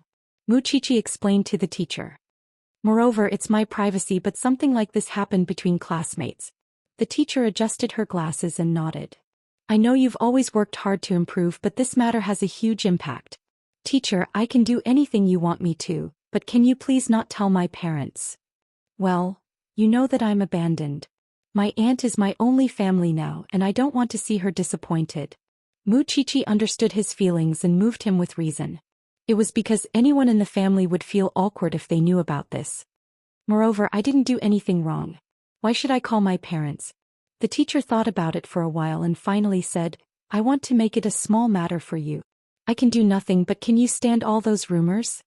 It was normal for people their age to like someone and who would not have a crush in puberty. The teacher knew that very well. Moreover, the matter itself was a breach of someone's privacy, which was why Mu Qiqi was right. Why should she call her parents? "Qiqi, promise me that you'll focus on your studies before you graduate?" "I promise." "Good. Go back to the classroom." Mu Qiqi bowed to the teacher in thanks and turned to return to the classroom. Still, she could hardly control the urge to hit Mu Tongxue now. "Are you alright, Qiqi? It's not a big deal. It's just a crush and it's normal for it to pop up in school from time to time." Qian comforted Mu Qiqi. "Wouldn't it be over with just a few words from your parents? Who in my family can invite?" Mu Qiqi asked in return. "That's true. However, if this matter was really done by your sister, then she must have put in a lot of effort." Mu Qiqi turned to look at Mu Tongxue. Mu Tongxue was looking back at Mu Qiqi. From what Mu Tongxue could tell, Mu Qiqi's records were all about men. But as far as she knew, Mu Qiqi had a chauffeur aside from her aunt, a small mansion. Who was she in contact with? The matter was getting more and more interesting.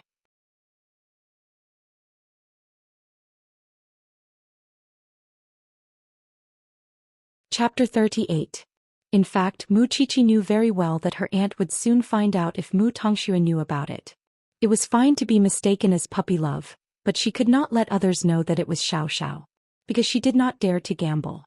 If others knew about it, what would her aunt and others think of their relationship, let alone whether Xiao would hate her? She did not want to bring trouble to Xiao. If that was the case, it was better to go home early and give her aunt a shot in the arm. That was why the first thing Mu Qiqi did after class was to rush home. Su Zipei was surprised to see her hugging herself as soon as she got home. What happened? And Zipei actually have a crush on a boy in school. I wrote it down in my diary, but I didn't expect Mu Tongxue to put it on the school's bulletin board. Su Zipei was bewildered at that. Puppy love. Zipei. Yes, but I have a crush on him and we're in different classes. We didn't even touch. Su Zipei nodded. I trust you. You know what you're doing. But my secret is out there. Mu Qiqi's eyes reddened. I really didn't expect that Mu Tongxue would go through a trash can just to humiliate me. I really can't believe that the obedient Mu Tongxue in the eyes of the Mu family is actually so vicious. Su Zipei hugged Mu Qiqi and snorted coldly. I really want to take off her mask of hypocrisy. But it's not a big deal, Qiqi. I'm afraid that you have puppy love because I don't want it to affect your studies. Since you can tell me yourself, it means that your attitude is right. Don't be afraid. I support you. Ansibe, you don't blame me? What I hate more now is that I don't have the ability to protect you. I can't go to school and slap that sister of yours. I'm such a bitch. Mu Qiqi hugged Su Zipei tightly. Aunt Zipei, I'm not afraid of anything as long as you believe me. That way it would not matter even if Mu Tongxue complained. After that, Mu Qiqi went upstairs and returned to her room. Although she had managed to hide it from Zipei, how would Xiao feel when he learned that she liked a boy in school? She was carefully preserving her feelings because she knew that her love for Xiao was too dangerous.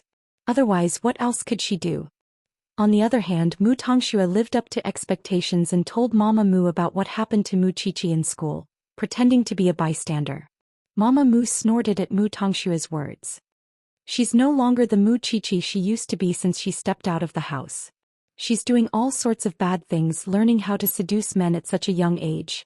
Mommy, actually, when my sister was still at my auntie's house, I secretly went to look for her. I wanted to show some concern for her, but I heard from my auntie's neighbor that my sister had been sold by my uncle. I know. The French sponsor's lawyer told me about it. Mama Mu replied. But think about it, what kind of people does uncle know? If big sister is sold by him, can she still be innocent? Mama Mu did a double take at that. She had never thought about that before. But now Mu Tongxue had a sudden epiphany. It's fine if we know about it, but I'm afraid that someone would expose it in the future. That's why your sister must not return to the Mu family. Mama Mu said cruelly. It would be troublesome if your father finds out about such a dirty past. As if chanting a spell, Mu Tongxue kept creating estrangement between Mu Qiqi and her parents in front of her. The more her parents hated Mu Qiqi, the happier she was. She would like to see what Mu Qiqi could do now. After all, she still had Mu Qiqi's torn diary pages. Should she post another 30 pages tomorrow? It was late at night when Xiao returned to Jianchuan. Jing Yun wanted to send him home to rest, but Xiao had him give him the car keys instead. As if knowing what he wanted to do, Jing Yun was powerless to stop him, and could only watch as he left. When they reached the small mansion, Xiao sent Mu Qiqi a message. Come out. Mu Qiqi suddenly didn't know how to explain the diary to Xiao. She wanted to avoid it but was afraid that Xiao would misunderstand. That was why, after some hesitation, Mu Qiqi put on a thick coat and went to their usual meeting spot when Su Zipei wasn't looking. Xiao started the car, but did not go far before he wound up the window in a nearby forest. Meanwhile, Mu Qiqi kept her head lowered, not daring to look at him. What happened? Xiao immediately knew that something must have happened from Mu Qiqi's expression. Mu Tongxue had posted my diary on the school bulletin board. Mu Qiqi told Xiao. Xiao promptly turned to look at Mu Qiqi at that. After all, even if he didn't know how much Mu Qiqi wrote about him, he could guess that it was quite a lot. Actually, I'm in puppy love. I like a boy in the class next door. Mu Qiqi carefully observed Xiao's eyes, but her words were very tentative. Is that so? Xing Zhao's tone was rather flat, because he knew that Mu Qiqi had to divert everyone's attention if she wanted to hide who he was. Moreover, the little one was smart enough to use he, or he instead of he, when she wrote her diary. He didn't seem to be angry. He didn't seem to be interested in her affairs. Xiao, actually Mu Qiqi wanted to say it but couldn't. After all, she didn't want them to end up as strangers. Why would Mu Tongxue see it? Xianxia wasn't exactly a soft-hearted person. He didn't bring the diary home in the middle of the night to hurt Mu Qiqi. I tore it and kept it in my drawer. I threw it in the trash can outside during PE class, but I didn't expect her to find the pieces. Mu Qiqi explained. So, you let her bully you? If my heart was as dark as hers, I would become her. Mu Qiqi replied. You should be fiercer than her. I admit that I don't have experience against such people, but I'll learn. Mu Qiqi promised him.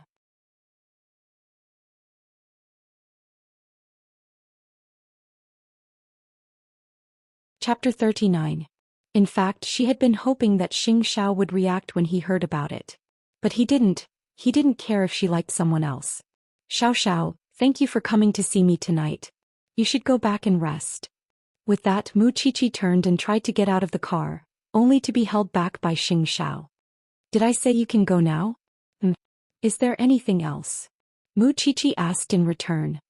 Do you remember that you promised me that you wouldn't have puppy love in school? Xianxia suddenly began to dig up old scores. Does that count as breaking your promise now? Xiao. People who lie to me usually don't end up well. With that, Xianxia accelerated the car and left the small mansion with Mu Qiqi. Thinking that Xianxia was angry, Mu Qiqi quickly explained. Xiao, I really didn't do it on purpose. Don't be mad. Ignoring her, Xianxia drove at full speed and soon reached the gates of Eton. Then he parked the car at a corner nearby, where he could clearly see the gates of Eton. Xianxia did not say anything. He simply hooked his arm around Mu Qiqi's chin and said to her, You might have to sleep with me here tonight. Mu Qiqi blushed, but she didn't understand what he meant. Moreover, is the person you like really someone from the university? Xianxia asked teasingly. I thought you liked someone else all along. Mu Qiqi stared at Xianxia, not daring to move a muscle. Xianxia had used all his strength. Mu Qiqi felt wronged, but she didn't dare to say who she liked out loud, because it would put Xianxia in a difficult position. Xianxia saw the tears in Mu Qiqi's eyes, and suddenly approached her cheek and kissed the tip of her nose. Why are you crying? Little one. Though the kiss was as light as a goose feather, Mu Qiqi's heart was suddenly brimming with strength. Blushing, she mustered her courage and asked, Xiao, do you know that I... Stop talking and come closer. Xianxia did not let her ask further. He just held her hands and put them in his pocket. Mu Qiqi looked at Xianxia up close, fascinated by his uncanny workmanship.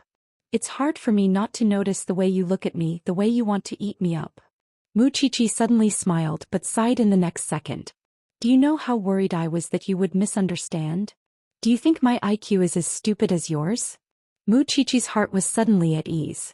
It turned out that Xiao knew everything. Moreover, Xianxia did not reject her and was willing to be so close to her. Was she dreaming? Don't think too much nonsense in your head and don't make any unfounded assumptions. If there's anything, no matter how big or small, tell me immediately, got it? Mu Qiqi's hands and heart warmed up. She nodded repeatedly. Still, are we here to ambush Mu Tongxue?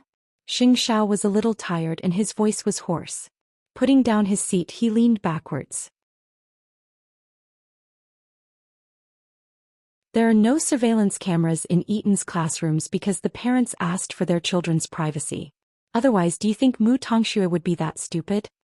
If she could put something on the notice board without anyone knowing, that means she must be the first to come to school. Also, do you think she will let it go after humiliating you this time? If you want to catch her in the act. In fact, the most important thing was to find an excuse to stay with the little one. Although they did not make things clear just now, Mu Qiqi knew that Xianxia was aware that she had feelings for him, and that he did not reject her. Xianxia did not want to hurt the little one, but he did not want to expose their relationship right now. She was still young. Xiao, you can sleep if you're tired. I'll watch. It's your business in the first place. Of course you'll watch. With that, Xianxia closed his eyes, though there was a faint smile on his lips. Mu Qiqi watched Xianxiao's sleeping face in satisfaction. She was willing to do anything with the person she liked by her side, which was why she kept staring at the school gates. Eton's gates opened at 5:50. 3 minutes later, Mu Qiqi saw Mu Tongshue's figure darting into the campus. Stay in the car. Xianxiao quickly told Mu Qiqi. Let Jingyun go. Where's Assistant Jing? Mu Qiqi did a double take. Why didn't she see him? He's been on standby for half an hour. With those words, Xianxiao honked and Mu Qiqi saw a figure follow him. Why don't you go home and rest since Assistant Jing is already here? Mind your own business, eh? Xianxiao did not know what it felt like to see his own sister set him up, but surely it would not feel good. This time Mu Tongxue was even worse. There was no telling if she should be praised for her skills or her patience. It was not easy for her to put the broken pieces back together. Of course, Mu Tongxue learned about Mu Qiqi's hatred for the Mu family after reading the diary. Still, she kept that part for her parents to enjoy and pretended to be innocent by saying that she tore it from the school bulletin board. As for the him that Mu Qiqi mentioned, he was definitely not simple. He helped her and had been bringing her out for the last few days. Mu Qiqi's diary did not contain detailed content, since it was too hard to organize. Even so, it was not hard to tell that the man had given her a pen, a phone, hair accessories and snatched a dress for her. Could it be that Mu Qiqi was a sugar daddy? Mu Tongxue became even more curious about the man's identity at the very thought. Of course, she did not notice that Jing Yun was recording everything with his phone not far from her when she was publicizing these things. Jing Yun's recording would end when Mu Tongxue left. Then he returned to the car and handed the video to Xianxiao. There's going to be a good show. Xianxiao gestured at Jing Yun with a finger after he finished watching the video. It was only when Jing Yun came closer that he instructed him, all without letting Mu Qiqi hear it. Mu Qiqi did not deliberately ask. After all, she was not afraid of anything as long as Xianxiao was beside her. But after giving Jing Yun his instructions, Xianxiao hooked his arm around Mu Qiqi's neck and told her, learn a little about the show later and pay that bitch back 100 times.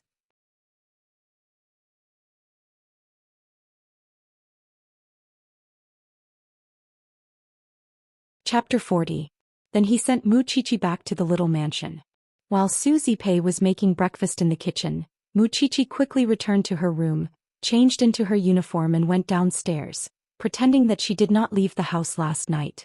Su Zipei did not suspect anything and beamed at Mu Qiqi, telling her to hurry up and eat because she would be late for school. Mu Qiqi was not aware of Xiaoxiao's plan, and was very nervous and expectant at the same time. He wanted to see how Mu Tongxue would end up. Soon Mu Qiqi arrived at school, which was bustling as usual. Qian was still waiting for Mu Qiqi at the school gates, but unlike yesterday's anxiousness, her expression was clearly excited. Qiqi, you're finally here. What happened this time? Mu Qiqi asked, even though she already knew the answer. Come look at this. Qian pulled Mu Qiqi to the notice board and showed it to her.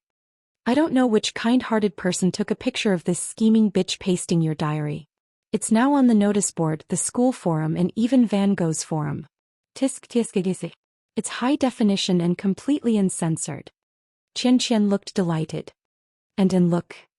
Qian pulled Mu Qiqi to the other side of the notice board and pointed at a large poster. That kind-hearted person left this behind. Mu Qiqi was delighted when she looked at it because the content was very interesting. This is Mu Tongxue. She posted her sister's diary and pretended to be a white lotus. Please don't hesitate to call her White Lotus Mu. Isn't she a white lotus? She would even frame her own sister. It's disgusting to expose someone else's privacy. We'll call her White Lotus Mu from now on. The surrounding students all expressed their opinions. It seemed that Mu Tongxue was going to suffer in school for a while. In the end, Qian even told Mu Qiqi craftily, I'm telling you that White Lotus hasn't arrived at school yet. She arrived at school so early and left after doing something bad. In order not to arouse suspicion, she had to be the last to arrive at school. That way, no one would suspect her of posting her diary on the notice board. It was a pity that Mu Tongshue's little thought had smashed her own foot with a rock. Mu Qiqi remained calm and returned to the classroom with Qian. It was only when it was almost time for the morning class that Mu Tongxue arrived. Sorry I'm late. Mu Tongxue stood at the door of the classroom, panting. Her body was so weak that she looked like she would faint at any moment. The teacher didn't want to see anyone from the Mujia, so she said to her directly. Come in. But Tongxue, come to the office after the morning class. I understand, teacher. Mu Tongxue looked at Mu Qiqi. The diary posted on the bulletin board today should have been even more explosive. Why was Mu Qiqi not bothering her? Moreover, why were the gazes of the others looking at her a little different? Mu Tongxue couldn't care less about that and focused on her morning class. Still, when the bell rang, the classmate who had helped Mu Tongxue yesterday stood up and told her, You're quite a bitch, actually. Mu Tongxue was stunned. No one had dared to scold her like that, but she still pretended to be weak. Did I unintentionally upset you? I even spoke up for you yesterday. I thought that Mu Qiqi was always so arrogant that it was normal for her to be taught a lesson. I thought that you were framed, but I didn't expect that you really were the one who posted Mu Qiqi's diary. What are you talking about? I don't understand. Mu Tongxue quickly denied it. Has this guy not seen the wonderful pictures on the bulletin board yet? Some students immediately teased. Of course. Why else would she deny it so shamelessly? What are you all talking about? I have nothing to do with my sister, I swear. Stop looking at us with those white lotus eyes of yours. I'm scared. White Lotus Mu, that's what the entire school calls you now. You're really something, going out of your way to frame your own sister. I'm going to tell the teacher if you keep talking nonsense. Mu Tongxue was panicking inside, but she kept her composure. Seeing that she was still putting on an act, her classmates promptly pasted the picture on the bulletin board on the blackboard. White Lotus Mu, did you see it? Mu Tongxue's face paled at once. Where did this come from? Mu Tongxue quickly went up to snatch it, only to be told that there were plenty of them on the bulletin board. There's even a high-definition and censored video. Do you want to see it? Mu Tongxue took 2 steps back, her face pale. Then she walked up to Mu Qiqi and said, Sis, you don't have to pretend to be me even if you want to take revenge on me, do you? Mu Qiqi said nothing, but Xianxia did. Please take a good look. The difference between you and Mu Qiqi is that you don't have a mole on your nose, but Mu Qiqi does. And it's obvious in the video. I have to say the other party's phone is really not bad. Mu Qiqi had already taught us how to differentiate you two sisters, and yet you're still pretending. Mu Tongxue had nothing to say. She did not expect that Mu Qiqi had made such preparations beforehand. White Lotus Mu, if I were you, I would crawl into a hole in the ground. Furthermore, it's not just the notice board. Even our school's forum as well as Van Gogh's school's website have been shocked by your astonishing actions. Mu Tongshue's hands were shaking. She quickly took out her phone but could not hold it steady. That's what you get for playing tricks on me. Listen up, class. Keep an eye out for this vicious student. White Lotus Mu. Mu Tongshue's hands clenched into fists at the mention of White Lotus Mu. But there was nothing she could do, because none of them expected such a turn of events. Now the entire class hated her just as Mu Qiqi had been hated by everyone before. White Lotus Mu. White Lotus Mu. The more the students shouted, the louder they became.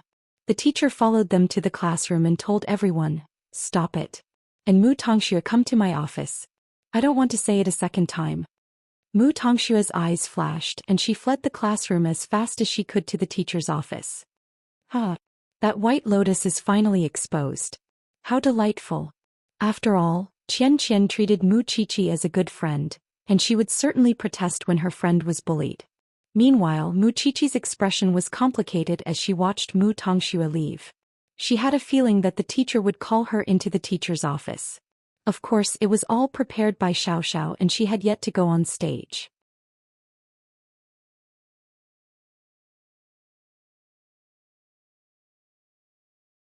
Chapter 41. Mu Tongxue started sobbing when she reached the office. She looked so lovely that anyone who saw it would feel sorry for her. Still, the teacher did not dare to play along. "Don't cry in front of me, Tongxue. Tell me what's with the photos outside." "Here, I'm being framed. My sister pretended to be me and deliberately posted the photos to make everyone misunderstand. She was really good at sophistry. Teacher, you know that I've always respected my sister. This really has nothing to do with me, I'm being framed. Mu Tongxue even coughed a few times as she explained, as if afraid that others would not know how delicate she was. The teacher smiled faintly and said, Tongxue, actually, I overheard your conversation with your mother when you fainted in the hospital. Mu Tongxue did a double take. She did not realize that the teacher had overheard that, and soon remembered lying on the sickbed and complaining to Mama Mu that Mu Qiqi had hit her head. Mu Tongxue blushed at once. She could not say a word and could only lower her head. I don't know why you would treat your sister like that, but we must get a parent. Mu Tongxue quickly grabbed her teacher's arm and begged, Teacher, I beg you, don't tell my parents. I'll ask my sister to forgive me, I'll ask her not to tell my parents. Please don't tell my parents. With your character, it's not just a simple prank. No, we must inform the parents of this matter, the teacher said firmly. Teacher, you're going to hurt my sister if you do that. You might not know that my sister is a murderer, right? In her panic, Mu Tongxue suddenly revealed the matter to her teacher. Still, her teacher was not surprised when he heard it. After all, she had heard about it from Mu Qiqi.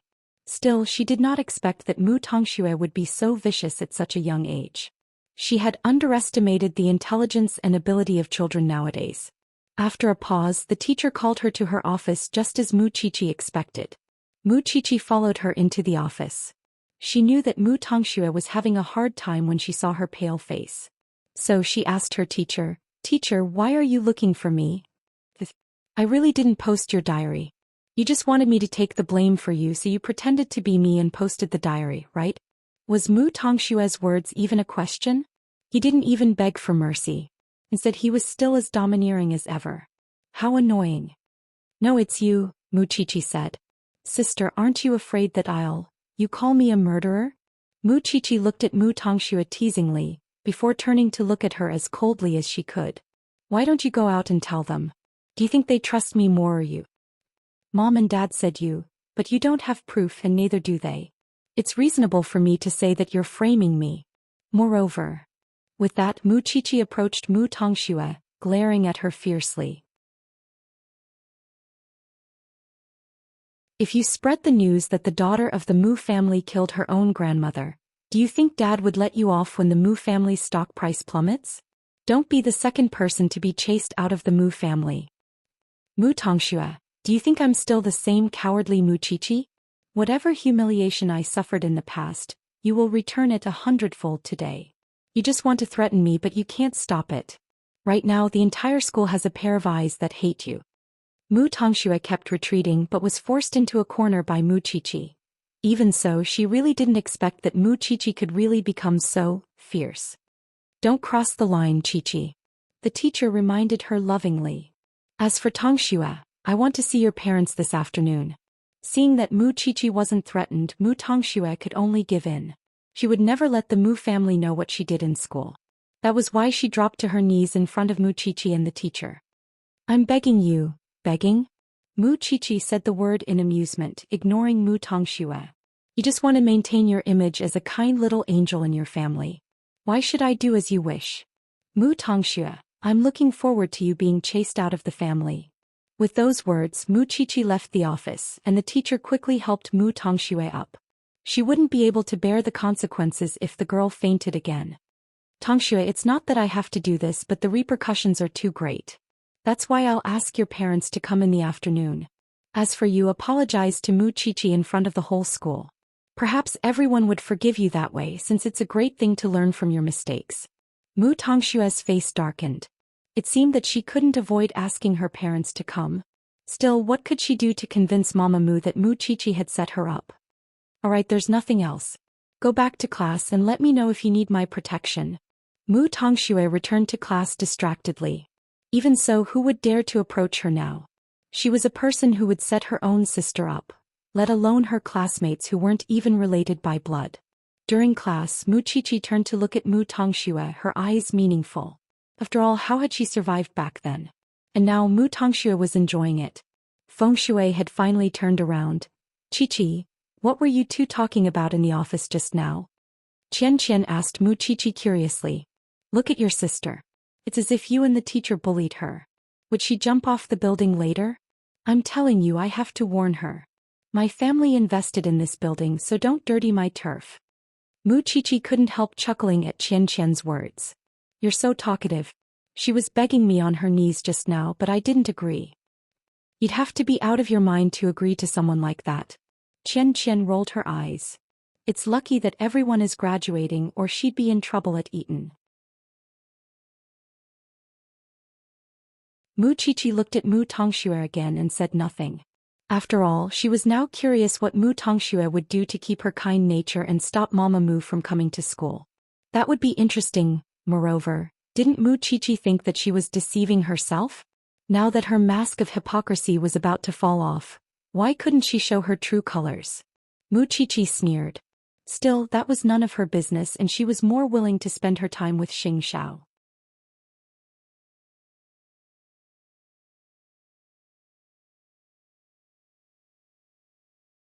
Chapter 42. Mama Mu arrived at Eton on time that afternoon. She was not aware of the commotion Mu Tongxue had caused, and was still under the impression that her classmates adored her daughter. When Mu Tongxue saw that she could not stop Mama Mu, she went to the top floor of Eton during break and even climbed over the fence. Some of her classmates saw her dangerous move and quickly reported it to the teacher. In no time at all, the news of someone jumping off a building spread throughout the school. Mu Tongxue appeared to be in despair. She simply stood on the top floor as if she was the one being bullied, and did such a thing when she could no longer hold back. Mama Mu was already on her way to Eton when she heard from the teacher that Mu Tongxue wanted to kill herself. Mama Mu promptly sped up and rushed to Eton, her heart burning with anxiety. By then the school had already called the police and the police were there to comfort and provide aid. Heavens! My dear Shui. Unable to hold back any longer, Mama Mu went to the top floor after getting permission from the police. Daughter, what are you doing? She quickly asked. Come here, Mommy's here. Come to Mommy. Mommy. Mommy. Mu Tongshue's body softened at once when she saw Mama Mu. That was when the police picked her up and put her on the floor and Mama Mu quickly hugged her. Silly girl, what are you doing? How could you scare Mommy like that? Many people were watching from below, but Mu Tongxue was soon sent to the hospital. Mu Qiqi was one of the spectators and couldn't help smiling at the sight. With that, Mama Mu no longer had the mood to care about Mu Tongshue's actions in school. All she wanted to know was who had forced her daughter to the extent that she wanted to jump off a building. Qian tugged at Mu Qiqi's arm and made a shivering gesture. Your sister is a god. With her acting skills, she would definitely win national awards if she were to become an actress. Do you think that's all she's capable of? Mu Qiqi sneered. She knows a lot more. Still, that was none of her business. It was fine as long as the whole school knew how embarrassing Mu Tongxue was. By the way, who is the boy you have a crush on? Qian suddenly turned her gaze to Mu Qiqi's exposed diary. I've never seen you following any boy. I can't tell you about this, Mu Qiqi said mysteriously and went back to the classroom with Qian. Be that as it may, the classroom was gloomy in the afternoon. Perhaps everyone thought that Mu Tongxue had turned the entire class into a mess after her arrival, and was now famous throughout the school. Qiqi, tell us, who is it that you like? Have you ever confessed? Hearing Qian's question, Mu Qiqi shook her head. I can't say it. How can we do that? Now it's the girls who take the initiative. Think about it, an outstanding man is also worth fighting for, okay? Did you kiss? Mu Qiqi shook her head and asked, how do you know so much? Because I've already given away my first kiss. Feels really good. Soft like eating jelly. Mu Qiqi suddenly thought of Xing Zhao's handsome face and his alluring lips. If only she could kiss him. You're blushing. You're blushing. Qian exposed Mu Qiqi. You must be thinking about those unhealthy things in your head. Mu Qiqi did not answer because her lecturer had come in. Still, she was not in a good mood because of what happened to Mu Tongxue. She simply gave everyone a task. It was time for them to set a goal for themselves. Mu Qiqi remembered the Xing family's diamond business, and she wanted to help Xing Xiao in the future. That was why she wanted to get into a design school. Would Xiao like it? Mu Qiqi remembered his lips when she thought of Xing Xiao as well as what Qian said about the taste of kissing. What would it be like? After Mu Tongxue was sent to the hospital, she had a full body checkup. The doctor assured Mama Mu that Mu Tongxue was just overwhelmed with grief and would wake up soon. Mama Mu could not think of anyone else who could force Mu Tongxue to stand on the top floor of a school where Mu Qiqi was. It must have been Mu Qiqi's doing. That was why she was shaking with rage. She really did not expect that Mu Qiqi could be so vicious even though they were both her children. Before Mu Tongxue could wake up, Mama Mu went straight to Eton and found their lecturer, scolding her right in her face. How long has it been? My daughter has been hospitalized several times. Don't you have any responsibility as a teacher? The lecturer felt a headache at the sight of Mama Mu. It was one thing for Mu Tongxue to be a drama queen, but she was being led around by the nose by her own daughter. Could you calm down, Mama? How could I calm down? It's not your daughter standing on top. You don't feel bad, do you? Mama Mu retorted, pointing a finger at the lecturer's nose. Is this how Eton, the best school, treats its students? Dear parent, if you spoil your child too much, you will only end up harming him. If you think that I have treated your child inappropriately, you can go to the school board and complain about me. But right now I don't want to talk to you. What about Mu Qiqi? What about Mu Qiqi? Mama Mu asked. Mu Qiqi's home. He's out of school. Mama Mu would not let it go and promptly called Su Zipei. Bring Mu Qiqi out. I want to see her and ask her a few things. Su Zipei glanced at her phone and replied seriously, You've got the wrong number. Then she blocked Mama Mu's number. It was only when Mu Qiqi reached home that Su Zipei asked her, Did you get into trouble again today? The Mu family's phone calls are all coming to me. Mu Qiqi told Su Zipei about what happened in school today, but Su Zipei shook her head after hearing it. I always thought that Mu Tongxue was just a smart aleck, but now I think that she's really heartless. It's fortunate that our Mu Qiqi has a kind person to protect her. Mu Qiqi said nothing and went to her room after dinner. She would study how to make cufflinks, draw the blueprints and ask a craftsman for help on the weekend. Mu Qiqi was so focused on her design that she did not even see Xing Zhao's message. When she saw the sentence, it was already an hour later. Startled, Mu Qiqi quickly jumped out of her chair, put on her clothes and went downstairs. However, she did not see Xing Zhao's car when she arrived at their usual meeting place. Had Xiao left? At that thought, Mu Qiqi quickly called Xing Zhao to explain, but her phone was taken away from her just as the call went through. Mu Qiqi turned to find Xing Zhao standing behind her. Xiao, why did you take so long to come out? Xing Zhao took her hand and led her into the woods. I was doing my homework, Mu Qiqi quickly said.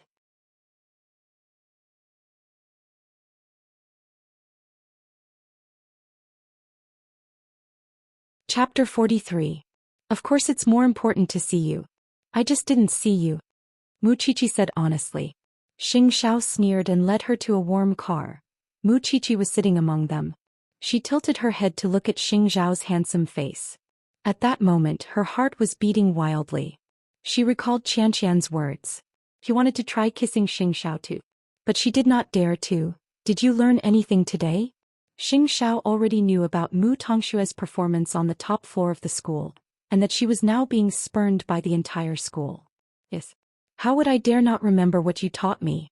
Mu Qiqi answered obediently. Good girl. Where are we going tonight? Mu Qiqi couldn't help asking as she watched Xing Zhao drive. Looks like we're going far. Jianchuan was a place where they could move around if they wanted to protect Mu Qiqi so that no one would know. Xing Zhao had no particular place to go at the moment. He simply wanted to take Mu Qiqi away from familiar faces and be alone with her, such as sleeping in the car last night. But halfway there Mu Qiqi received a call from Su Zipei. It's so late. Where are you? There's no one in the room. Mu Qiqi looked at Xing Zhao in panic, because Su Zipei rarely came to her after she went to bed. Mu Qiqi paused and quickly answered, Aunt Zipei, I'm hungry from studying so I came out to buy something to eat.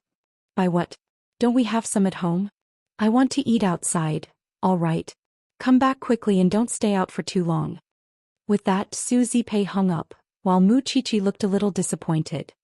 Xiao, I can't go out with you tonight. I have to hurry home or Aunt Zipei would find out. There's a supermarket nearby. Let's buy something. Xing Zhao parked the car in front of the supermarket and had Mu Qiqi buy a bunch of snacks. However, on the way back both of them had grave expressions on their faces. How long could such a relationship last? If others knew that she liked him, what would she do in the future? Xiao. I feel guilty. Xianxia did not say anything. As the crown prince of Huangyao, he had always gotten what he wanted and did whatever he wanted. He had never encountered such a situation where it was wishful thinking to bring his little one out to play. Because he had to consider that Mu Qiqi was still immature.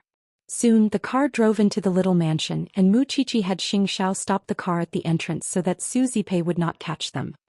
Good night, Xiaoxia. Xianxia stopped the car and grabbed Mu Qiqi's arm. When she turned around, he pinched her chin and kissed her. No, to be more accurate, it was biting. Mu Qiqi felt pain in her lips. She wanted to struggle, but Xianxia didn't let her. Still, he released her just 3 seconds later. Even so, she could feel that he was holding back his anger. Damn Xianxian, who said that kissing was like eating jelly. Since you dragged me down to hell, don't run away alone. Mu Qiqi's entire body shuddered at those words. She sensed danger as well as the emotions that were about to burst out of her chest. She probably didn't even know how much she liked Xianxia. Mu Qiqi got out of the car with the snacks and watched as Xianxia left. When she got home, she couldn't help being nagged by Su Zipei. Tell me what you want to eat and I'll buy it for you. Don't go out alone, it's dangerous for a girl. I know, Aunt Zipei. Mu Qiqi felt a deep sense of guilt. Her aunt had been so good to her, but she couldn't say a word about Xianxia no matter what. She was afraid that her aunt would be disappointed in her. She could promise her aunt anything, but Xianxia was her own secret. She would keep it in her heart, even if Xianxia were to marry another rich young lady one day. Mu Qiqi put down the snacks when she returned to her room and texted Xianxia. Xiao, I want to learn design. Xianxia returned home and washed up when he saw the message and promptly replied, Why? Because I want to be closer to you. Xianxia was aware that Mu Qiqi was better at math, physics, and chemistry. She could have studied science and engineering, but she was willing to learn design for him, not caring if she liked it or not. But why? Mu Qiqi asked in return. There are enough designers in Huangyao. You won't make a difference. Mu Qiqi was hurt, but Xianxia was telling the truth. Those who designed jewelry for Huangyao were all international masters. How many years would a small fry like her have to work her way up to the top? Even so, she really wanted to be closer to Xianxia. Moreover, Mu Qiqi touched her bitten lip when she remembered that kiss. Qianqian was such a liar. Late at night, Papa Mu rushed to the hospital when he learned that Mu Tongxue had almost jumped off a building at school. Mu Tongxue had just fallen asleep and Mama Mu was watching over her. Papa Mu immediately attacked his wife when he saw his daughter. How are you taking care of Shui? Why is she always in the hospital? Honey, Tongshue's because of Mu Qiqi's revenge. Did you know? Shui is being bullied at all in Eton. Mama Mu pushed the blame to Mu Qiqi. She even went to another family, but she wouldn't let Tongxue go. We don't owe her anything. What can we do? Mu Qiqi's guardianship isn't in our hands now. Papa Mu retorted angrily. Isn't it all because of you? You didn't teach the child well and now she's going against us everywhere. What now? Are we just going to let her continue like this? I had Schwerer go to Eton to keep an eye on Mu Qiqi and stop her from stirring up trouble. I didn't expect her to get worse. Let me know when Schwerer wakes up and I'll tell her what to do. With that, Papa Mu left his wife at the hospital while he returned home to wash up and rest. Papa Mu was an absolute chauvinist. In this family, everyone had to obey him. That was why Mama Mu and Mu Tongxue couldn't be blamed for being afraid of him. On the other hand, Mu Qiqi hated him more than anything else. Still, just as Papa Mu was about to leave, Mu Tongxue opened her eyes and shouted, Daddy? Sis, someone's keeping her. What did you say? Papa Mu stared at Mu Tongxue in shock, asking her in disbelief.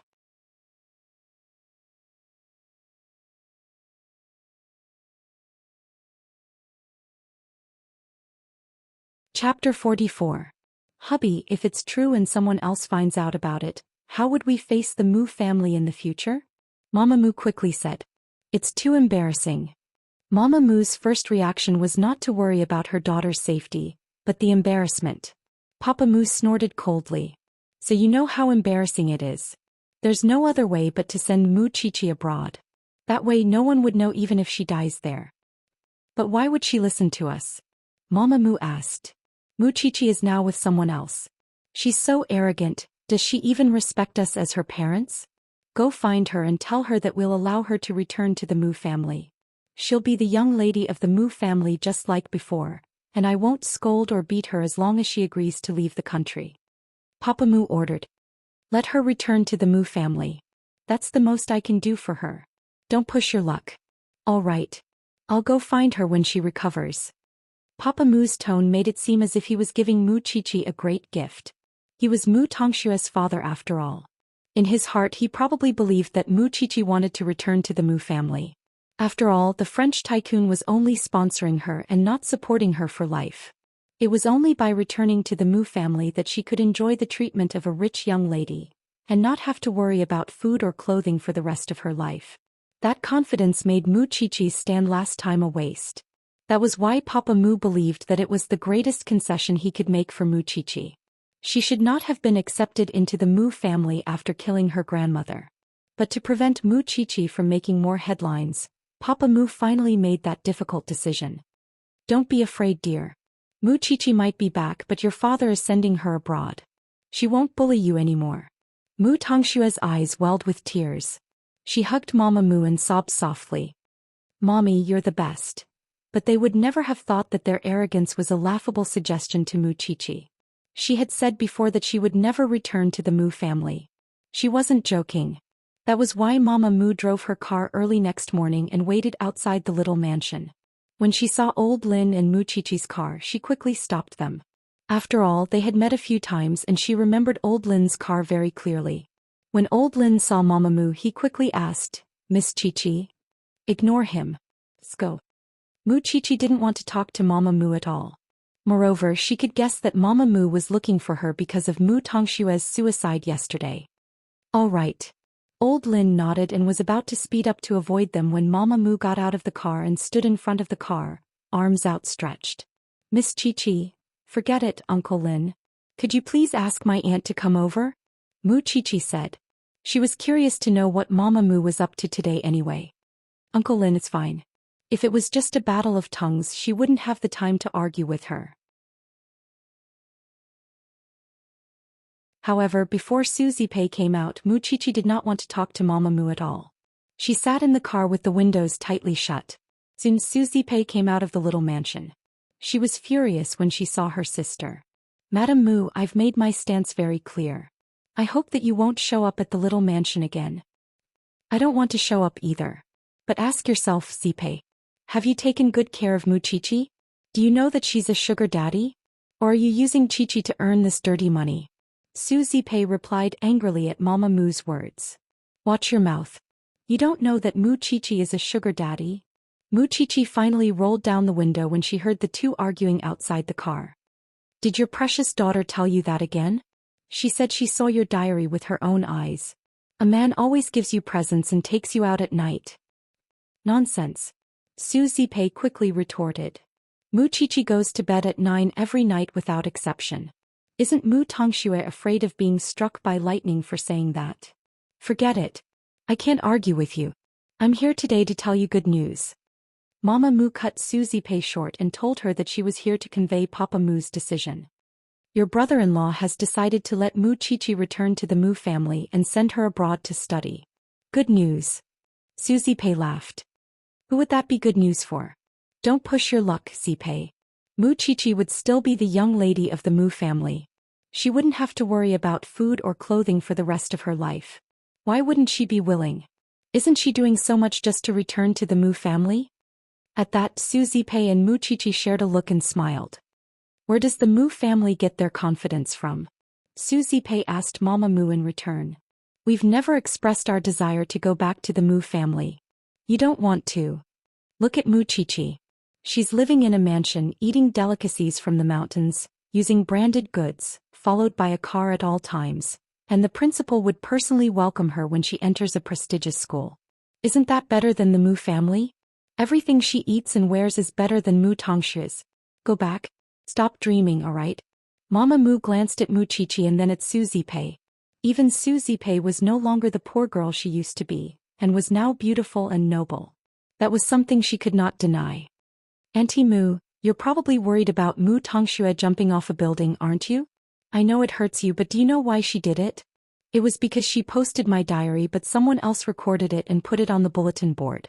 Invading someone else's privacy is the most shameful thing, and that's why the entire school hates her. Ask yourself who doesn't hate her now.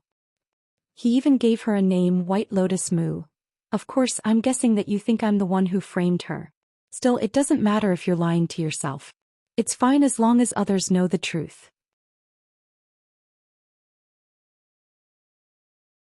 Auntie Moo, how kind your daughter is. You should go to school and ask her about it. I'm warning you, don't even think about me. I wouldn't even bother wasting my time on her if Mu Tongxue didn't provoke me on her own. Moreover, I'm not a sugar daddy. If you believe your daughter's nonsense without looking at the evidence, she'll make you suffer beyond words one day. Just wait and see if you don't believe me. With that, Mu Qiqi closed the window. Uncle Lin, please speed up. I'm going to be late. Meanwhile, Su Zipei was too lazy to argue with Mama Mu. You can move your car if there's nothing else. We know how to move to the side and not get in other people's way. Are you worse than a child? Mama Mu was left stunned by Mu Qiqi's words.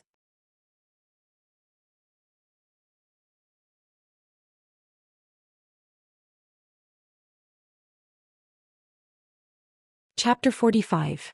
Still, Mu Qiqi made it sound like it was real. Didn't she say that she could just ask in school? Since she was already out, she might as well go to Eton. Hence, Mama Mu drove to the gates of Eton, just as students were rushing to school from all directions. Mama Mu promptly grabbed a student who was walking and asked, "Do you know Mu Tongxue? White Lotus Mu. Who doesn't know her in school now? Isn't it disgusting to put her sister's diary on the bulletin board?" The other party was a bespectacled little Prince Charming, but he had a comprehensive grasp of the school's gossip. Mu Qiqi didn't set her up? The video of White Lotus Mu posting her sister's diary was recorded. What else is there to say? Who are you? Stop asking so many questions. The little boy was very impatient. He pushed his glasses up the bridge of his nose and rolled his eyes at Mama Mu before leaving.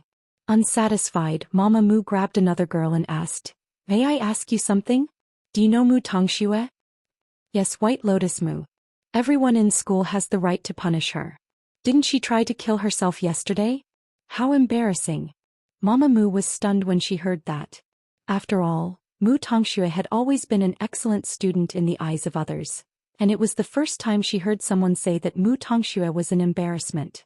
Embarrassment. As it turned out, Xue was not forced to jump off a building because Mu Qiqi bullied her. Instead, it was because she was embarrassed that she posted Mu Qiqi's diary on the bulletin board. But Mu Tongxue did not tell her that yesterday. And when she went to school and scolded the teacher, she did not even hear what happened. For some reason, Mama Mu suddenly felt complicated. That was why she called her husband. Papa Mu answered the call impatiently. "I'm at work now. Can you not bother me with these trivial things? Can't you handle something as simple as sending Mu Qiqi abroad?" Mama Mu felt wronged, but she was used to it. Hence, she told her father everything that happened in the morning. Papa Mu was left stunned once more. After all, Mu Tongxue had always been obedient and sensible and would never scheme like that. Even so, Mama Mu had gotten a video of Mu Tongxue posting her diary. Papa Mu was furious when he heard that. "What a disgrace. How dare you jump off a building? Hubby Xue definitely didn't do it on purpose. You know she's been very sensible since she was young." "What about Mu Qiqi? Is she willing to leave?" "I've talked to Zipei and Mu Qiqi. Both of them are living comfortably in the small villa. They don't want to return to the Mu family at all." "Little bastard, you don't even recognize your own ancestors." With that, Papa Mu hung up and told his assistant, "Call Eton right now and confirm if Xue has caused a huge commotion in Eton." The assistant nodded and immediately did as he was told. Soon he received an answer from the school. President Mu, Mississippi. Mu is now being spurned by the whole school because she posted her sister's diary. What a disgrace. This is simply too embarrassing. Furious, Papa Mu rushed to the hospital to visit Mu Tongxue after work. Mu Tongxue thought that Papa Mu would succeed in getting Mu Qiqi to leave Jianchuan, but Papa Mu was glaring at her in particular. She had seen that look before, but it was usually directed at Mu Qiqi. But now, Mu Tongxue was a little afraid. She had never seen her father looking at her like that. "Dad, Isn't it enough for one of you to embarrass me in school? You had to join in the fun too, didn't you? Papa Mu grabbed Mu Tongxue and dragged her out of bed. If you can post your sister's diary, why can't you stop others from taking a picture? Mu Tongshue's eyes widened at that. Dad, are you happy now that the whole school is calling you a white lotus? The Mu family is completely humiliated now. Papa Mu bellowed. I work hard every day, but the few of you are throwing away all my dignity. Mu Tongxue was shocked. She was truly terrified this time. Papa Mu had never been so angry at her before. Mu Qiqi would be happy if she could see it, since what Mu Tongxue was enduring now was her past. Don't cry. Mama Mu arrived at the hospital just then. She quickly comforted him when she saw Mu Tongxue being scolded. Husband, it's my first time even if I did something wrong. Don't blame me too much. Shue, you have to redeem the school's reputation yourself. Don't expect me to be happy otherwise. With that, Papa Mu left the ward. It was the first time Mu Tongxue felt that it was good to be Mu Qiqi's scapegoat. In the past, she would stand aside and watch as Mu Qiqi was scolded. Now that Mu Qiqi was gone, Papa Mu was venting his anger on her instead. She could not afford to make any mistakes. Mommy. Mama Mu sighed and hugged Mu Tongxue tightly. I'm useless. I couldn't protect you. She was the one who complained to Papa Mu. After all, she could not bear the responsibility. If Papa Mu found out that she did not report the truth, he would definitely scold her again. It was also the first time Mu Tongxue felt that Papa Mu's attitude towards her had changed. After school, Mu Qiqi told Xianxia about Mama Mu's visit to the little mansion in the morning. Xianxia only replied when he was free. The Mu family's schemes are getting bigger and bigger. Xiao. Actually, I told Madame Mu naughtily that Mu Tongxue is being despised by everyone in school. With her personality, she would definitely tell that person at home and Mu Tongxue would be in trouble then. After all, she had been treated that way before. Papa Mu had directly laid his hands on her then. The Mu family was a strange existence in itself. Papa Mu cared about his reputation while Mama Mu cared about her own interests. Who would really care about a child? In the past, it was only because Mu Tongxue made them feel less worried and proud. But now Mu Tongxue made them feel embarrassed. How could Papa Mu hold back now? That's it? I can make you even worse. Xianxia replied teasingly. Madame Mu told Aunt that I'm being taken care of by a man every day and given a lot of gifts. Luckily, Aunt Zipei didn't believe it. Mu Qiqi reminded Xianxia helplessly. Kept? How are you qualified? Xianxia retorted viciously. In fact, Xianxiao's meaning was clear. Mu Qiqi was not a canary he was keeping. He did not like it and neither did he think it was necessary. Xiao, am I really that bad? Mu Qiqi could not help asking.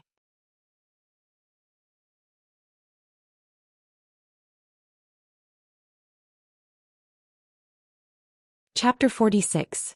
That was why Mu Qiqi did not dare to go out so openly at night, afraid that Su Zipei would find out. After all, Su Zipei trusted her so much. However, Mu Qiqi desperately wanted to see Xianxia. For that, she made sure that Su Zipei was completely asleep before sneaking out. She waited until midnight. When Mu Qiqi went out, Xianxia was already asleep in the car. Xiao. Mu Qiqi sat beside him and looked at his handsome face. Have you been waiting for a long time? I thought you became bold and dared not to come out. I would come out even if I have to crawl. But my mother told Aunt Zipei about me today. I was afraid that she would get suspicious, so I waited until she fell asleep. Mu Qiqi explained. Then, you won't see me at night anymore? Xianxia looked at Mu Qiqi meaningfully. You don't have to wait until midnight. I want to see you. Mu Qiqi quickly answered. I'm willing to wait until morning. Xianxia could not help driving a little further after achieving his goal. However, he did not leave the villa because his little one had to go to school tomorrow. She would not be energetic if she did not rest enough. Have you thought about which school you want to go to? Xianxia stopped the car and asked Mu Qiqi coolly. Or do you want to go abroad? I don't. Mu Qiqi quickly answered. I just want to stay in Jianchuan. Xianxia could not help lifting Mu Qiqi's chin at that and asked her wickedly, do you want to stay in Jianchuan or by my side? Mu Qiqi's heart was intoxicated. She looked at Xianxia and could not help asking, I just want to see you all the time. Xianxia could not help chuckling when he got the answer. Little one, you're getting more and more explicit. With that, he reached out and rubbed Mu Qiqi's lips with his long fingers. Mu Qiqi's heart raced and thumped. She felt as if she was riding the clouds to be so close to the person she loved. Then Xing Zhao's face inched closer, his lashes becoming clearer. Soon, her lower lip was caught between his lips. This time he did not bite but sucked. Mu Qiqi quickly closed her eyes, but Xing Zhao had already left her lips. It's quite lousy. A kept woman is very proactive. That's right. You're right. Mu Qiqi blushed and quickly buried her head in his chest. This man was too good at flirting. He was just a little girl. She was no match for him at all. Xiao, I don't know which university I'm going to. Can you help me fill in my wish? When Xing Xiao heard that, he quickly asked, what if I let you read it again? Are you going to do it? Mu Qiqi shook her head. I trust you. You always do what's best for me. Though Mu Qiqi's words sounded a little fake, Xing Xiao enjoyed it. Although he did not immediately answer her, he kept her wish in mind. Either way, I don't want to be in the same school as Mu Tongxue. I have a feeling that she would pursue our relationship relentlessly. Xing Xiao said nothing. He hugged Mu Qiqi and pressed her head against his chest for a few minutes before letting go. You're flying to Italy tomorrow morning. Don't let anyone bully you when I'm not around. I know. Mu Qiqi nodded and left Xing Zhao's embrace. But just as she was about to get out of the car, Xing Xiao grabbed her and quickly covered her lips. There was no helping it. The little one's lips were just that addictive. Mu Qiqi reached out to hug Xing Xiao by reflex and responded clumsily and awkwardly. Afraid of leaving a mark, Xing Xiao eventually stopped there and did not go too deep. After that, Mu Qiqi got out of the car and returned to the little mansion. Remembering Xing Zhao's 2 kisses tonight, Mu Qiqi felt that she was about to faint from bliss. Of course, the more blissful she was, the more afraid she was. If the day came when everyone knew about their relationship, wouldn't she have to separate from Xiao when that time came? There was no helping it. Her natural melancholy left Mu Qiqi both blissful and fearful. Meanwhile, Xing Xiao should have been resting after returning to the Xing family, but instead he had Jing Yun search for the best faculty in every university in Jianchuan, because he did not want to disappoint his little one. Seeing that he was so serious, Jing Yun said, "Young master, you really seem to have fallen for it." Xing Xiao was sitting on the sofa, flipping through the university information. He knew Mu Qiqi's ability, which was why getting into his alma mater would not be a problem. Moreover, his alma mater's science faculty was one of the top in the country. No one would have imagined that the great crown prince of Huang Yao, young master Xing, whose very name would strike fear in the hearts of others and 8th brother of the Xing family would become a demon, was choosing the ideal university for a high school girl who was about to apply to. That was why Jing Yun felt that Xing Xiao was completely caught up in it. Xing Xiao did a series of analysis and picked out the faculty that Mu Qiqi was confident in. After putting down his pen, he looked at Jing Yun and said, "Yes, I'm falling for it. Do you have a problem with that?" "Young master, you know very well that's impossible. It would only hurt Miss Mu Qiqi. What are you afraid of if she's not afraid?" Xing Xiao couldn't help asking Jing Yun in return. "Jing Yun, a soul that succumbs to fate is boring. Young master, I'm just afraid that you would get hurt when the time comes. I've told you before. Hurt is hurt, kneel is kneel. I'm not afraid, so what are you afraid of? No matter what you say, I can't stop worrying about my little one now. I can't let go of her, and it's up to you whether you want to support her or keep stabbing her in the back. But I won't change my decision because of you." With that, Xing Xiao put away the university information and went to the bathroom to wash up. Jing Yun was upset. He could understand if it was anyone else, but why did it have to be Mu Qiqi? The Mu family and the Xing family had always been incompatible. Although Xing Zhao's generation no longer cared about those grudges, the generation before him still cared. Still, if he did not stand by Xing Zhao's side and the matter was exposed, there would really be only 2 of them left. Although it was hard for him to accept it, he decided to try and accept Mu Qiqi's place in Xing Zhao's heart. Moreover, he would help young master keep it a secret from master and madam. In fact, Xing Xiao knew Jing Yun's personality well enough to know that he would never betray him. Even so, the little one could certainly fight back against petty schemes, but she was still so immature when it came to grand schemes.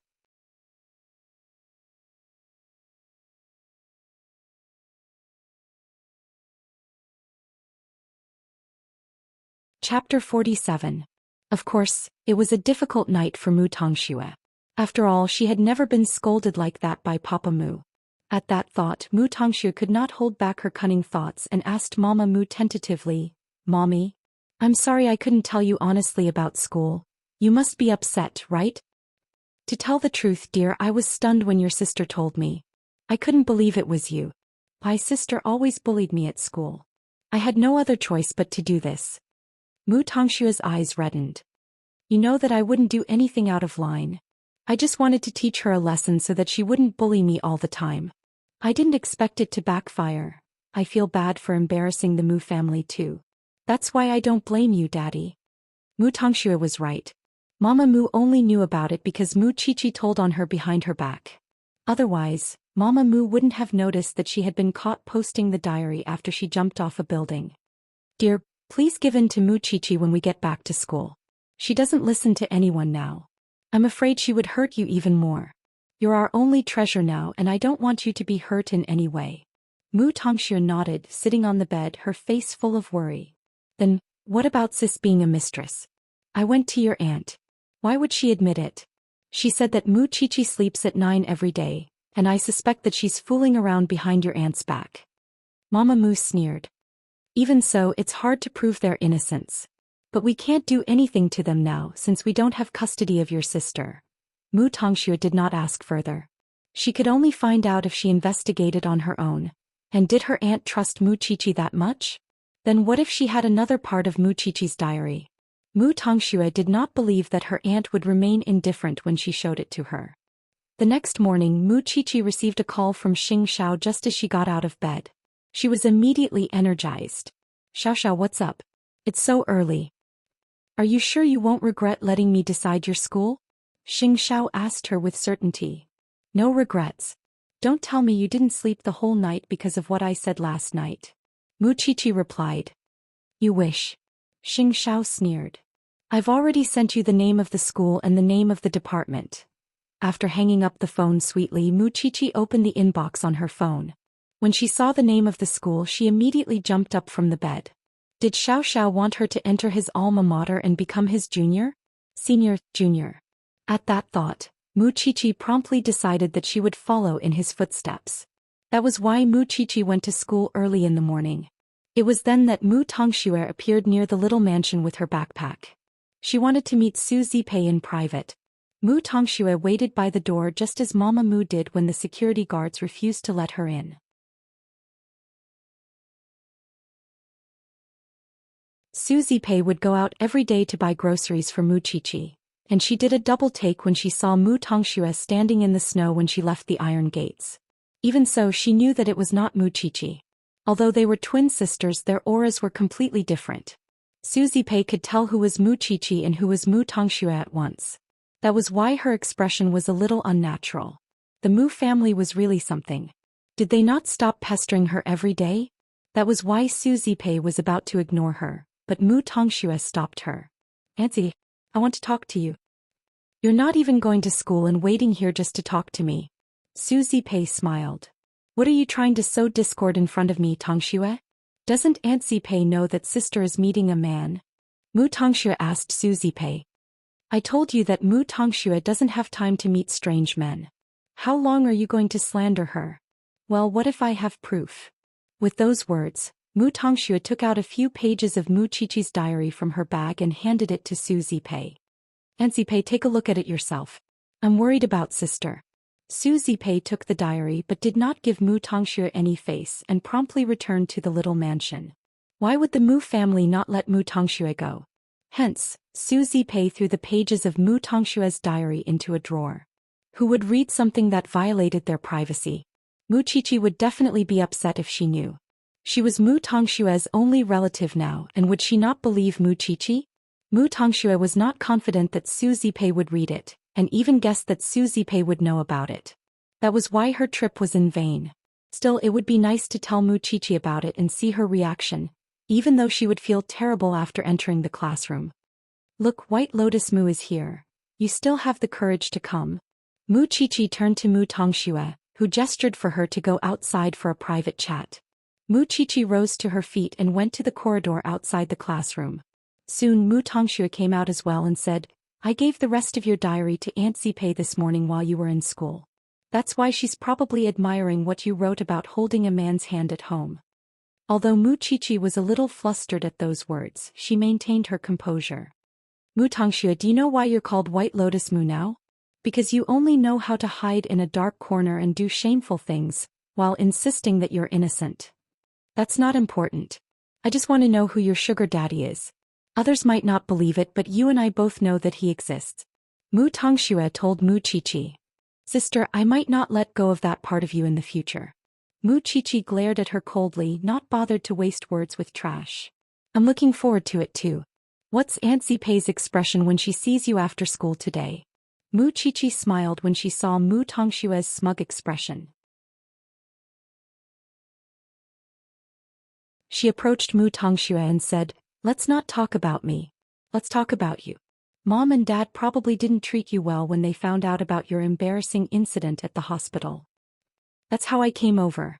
You'll have to bear it yourself from now on.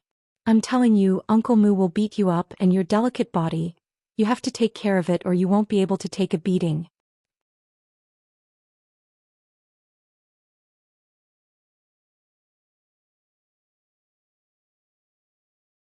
Chapter 48.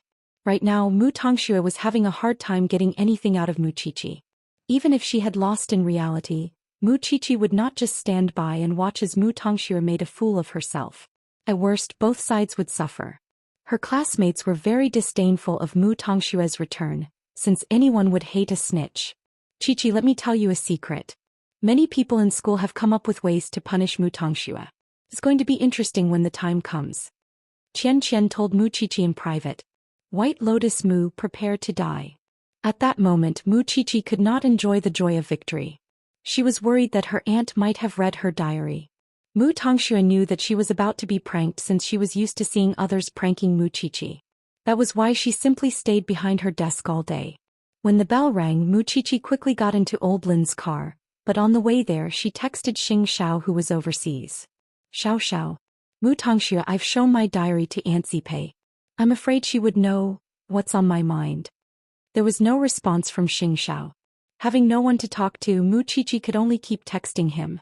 Aunt Zipei must find it hard to accept. Still, Xianxia did not answer because he was in a video conference. Holding her phone, Mu Qiqi mustered her courage and went up to Su Zipei timidly when she saw her at the gates of the little mansion. You're back. Let's eat. Su Zipei quickly gestured for her to put down her bag. Mu Qiqi could not tell what Su Zipei was thinking. Aunt Zipei, what is it? Su Zipei asked. Mu Qiqi shook her head. She did not have the courage to ask, and since Su Zipei did not react strangely to her, she quickly became a coward. It's nothing. After eating, Mu Qiqi went upstairs and sneaked into Su Zipei's room while she was tidying up in the kitchen to see if the diary Mu Tongxue mentioned was inside. In the end, she found a few pages stuck together in Su Zipei's bedside drawer, but she could not take them away. When she returned to her room, Mu Qiqi immediately wrote a few new pages. She tore them into pieces and stuck them together with cellophane tape. Then when Su Zipei was taking a shower, she secretly replaced the diary in her drawer. She was not sure if Su Zipei had read it, but she would only feel at ease if she had it in her hands. She carefully protected her relationship with Xianxia, because she knew that liking Xianxia was treason to Su Zipei. Perhaps she would only have the courage to tell Su Zipei that she liked Xiao after she entered the university. But now she still felt guilty. How could she fall in love with her savior? Wasn't he biting the hand that fed him? There was no reply from Xianxia, and Mu Qiqi's emotions were very complicated. Still, just as Mu Qiqi was about to fall asleep in bed, Xianxia finally replied. If you're so scared, why did you continue? Holding her phone, Mu Qiqi felt upset when she read those words. I'm scared, but I want to continue. It's fine even if my head bleeds. Then it was a long wait. Mu Qiqi fell asleep, and it was only when she saw Xiao's reply the next morning. Sleeping so late? Are you trying to get last place in the whole school? The man was talking about it again. Mu Qiqi giggled foolishly on her bed and got up to go downstairs to meet Su Zipei. Good morning, Aunt Zipei. Hurry up and have breakfast. I've received a notice from your school to attend a parent-teacher conference next Monday. Su Zipei told Mu Qiqi, her expression unnatural. Qiqi, Aunt Zipei thinks that I shouldn't go. I would only embarrass you if I went, and I know that Eton students are rich and powerful. Aunt Zipei, won't I be even more embarrassed if you put it that way? It's fine, you can go, or I'll be a student without a parent. Wouldn't that be terrible? Mu Qiqi stuck out her tongue at Su Zipei. Aunt Zipei is just like my own mother in my heart. There's no difference in status and we can't compare. Su Zipei patted Mu Qiqi's head and nodded. All right, I'll be going. Mu Qiqi nodded. She heard everyone talking about the parent-teacher conference when she entered school. The semester was about to end, which was why it was customary for parents to be concerned about their children's grades. In fact, it was a competition in disguise. Which family in Eton did not have mountains of gold and silver? And Mu Qiqi was special. Hence, Xianxia propped her head on her hand and asked Mu Qiqi, "Who's coming from your family?" "I only have my aunt. What do you think?" Mu Qiqi retorted. "What about her?" Xianxia gestured at Mu Tongxue with her chin. "She's none of my business." Mu Qiqi replied. According to Eton's tradition, every student's family is rich and powerful, wearing limited edition branded goods from head to toe. Qiqi, if your period comes, you might have to put up with some ugly looks. You know, being a rich person is just that realistic. Qianxian reminded Mu Qiqi. Mu Qiqi knew that Su Zipei would only be humiliated if she came to the parent-teacher conference. Moreover, how could she bear to let her aunt be humiliated? Mu Tongxue was well aware of Mu Qiqi's predicament. Hence, she approached her after class and asked, "Sis, don't tell me you're asking Aunt Zipei to help you attend the parent-teacher conference?" Mu Qiqi turned to look at Mu Tongxue with a none-of-your-business expression. "My parents would be there too. It's a pity that you're no longer in the Mu family's custody, and you can't represent yourself. If you really ask Aunt Zipei to attend, I'm afraid it's not appropriate. You know she's been poor all her life. She'd make a fool of herself if she goes on stage." Mu Qiqi glared at Mu Tongxue before shouting loudly in front of the entire class, "Shut your filthy mouth and return to your seat. Don't let me see you. Cooperate, okay?" Mu Tongxue said nothing else and turned to return to her seat. After all, Mu Qiqi really had no one to help her attend the parent-teacher conference. How embarrassing would that be? Therefore Mu Tongxue smiled coldly. Since she had left the Mu family so casually, she would have to bear the price. Mu Qiqi hesitated at Mu Tongshue's words. It was not that she despised Su Zipei's family background, but she was worried that other parents would embarrass Su Zipei. She did not want someone she cherished to suffer. Even so, she could not live without a parent.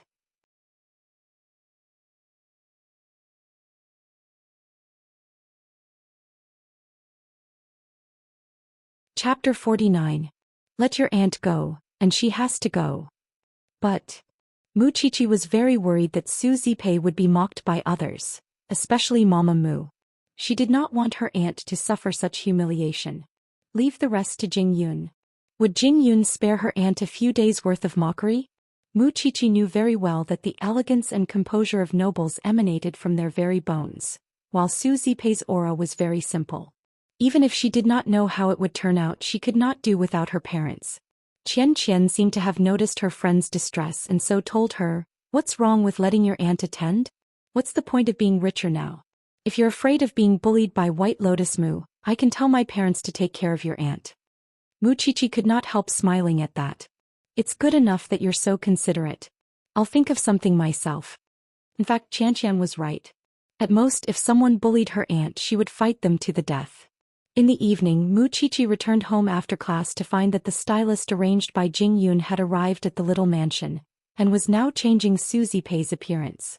"You're back, Qiqi?" Su Zipei was sitting on the sofa letting the stylist trim her hair. "Aunt, what are you doing?" "Young Master Sheng told me not to embarrass you at the parent-teacher conference. So he arranged for these designers to help Aunt Zipei. They will also teach Aunt Zipei a lot about fashion, so you don't have to worry when the time comes." Su Zipei smiled at her. "Young Master Sheng has been very kind to us. That's why she's so obsessed with that man," Mu Qiqi thought. "You guys continue. I'm going upstairs to do my homework." With those words, Mu Qiqi grabbed her bag and went upstairs. Then she took out her phone and texted Xianxia. Xiao, are you really going to change your aunt? In just a few days. Xianxia did not reply to Mu Qiqi when he received the message. Judging from the little one's excitement, she must be looking forward to the parent-teacher conference in a few days. Seeing that Xianxia was not giving up, Mu Qiqi decided not to be discouraged. If worst came to worst, she would do her best to protect Suzy Pei if she was bullied. Mu Qiqi did not know when Xianxia would be back, so she brought the blueprints to a professional craftsman over the weekend, and used the pocket money she had saved to have the craftsman teach her how to make it. She didn't need the cufflinks to be exquisite, but they had to be unique in this world. 3 days later, Suzy Pei had completely changed her appearance. Her long silky hair had turned into a short, fluffy hairstyle, accentuating her exquisite facial features. With her perfect makeup, Mu Qiqi could not help but be surprised. There was indeed a huge difference after a woman put on makeup. Next was her style of dressing. In the past, Suzy Pei was very thrifty, casual and simple. But now there was someone who matched her clothes and put them in the wardrobe. She would never make a mistake again. In other words, from head to toe, even from her behavior, Suzy Pei was like a noble from the British royal family. Auntie Pei, I don't even recognize you. Mu Qiqi could not help exclaiming when she saw Suzy Pei's transformation. Then a slender figure walked behind Mu Qiqi and held her wriggling shoulders. Why are you so excited? Mu Qiqi turned and almost jumped when she saw Xianxia. Fortunately, Suzy Pei was there and she held back and did not lunge at him. Brother Xiao, why are you here? To check the results. Xianxia was still tired and the plane had just landed. Still, he couldn't care less about anything else as he missed the little one, and went to the little mansion first. Then Xianxia studied Suzy Pei from head to toe with a sharp gaze. Not bad. Yes, Auntie Pei. You'll definitely be the prettiest tomorrow. Mu Qiqi sighed in awe. But Xiao, no, I mean Brother Xiao, what if someone else hits on you? Stay aloof the whole time and look at others as if I'm looking down on all of you. Don't respond to what others say, especially Mama Mu's provocations. Remember, everyone but you will be a joke tomorrow. Not to mention Suzy Pei, even Mu Qiqi felt her blood boiling after hearing that. Of course, Mu Qiqi and Suzy Pei were complementary, and Suzy Pei could not do without Mu Qiqi's cooperation.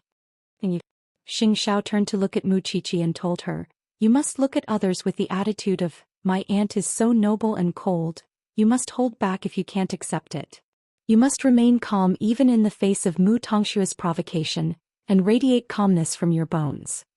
Mu Qiqi nodded at that. I understand, Brother Xiao.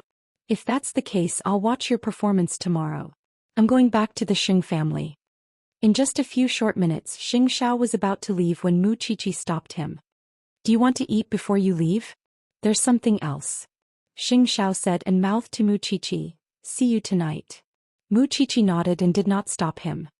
I'll see you out. Save your strength for the parent-teacher conference tomorrow. With those venomous words, Xianxia turned and left. Mu Qiqi wanted to see Xianxia at all times, but he was really too busy. Young Master Xing is such a good person. It must be hard on him to take care of us alone when he's so busy. I only hope that he could find a beautiful young lady and live happily ever after.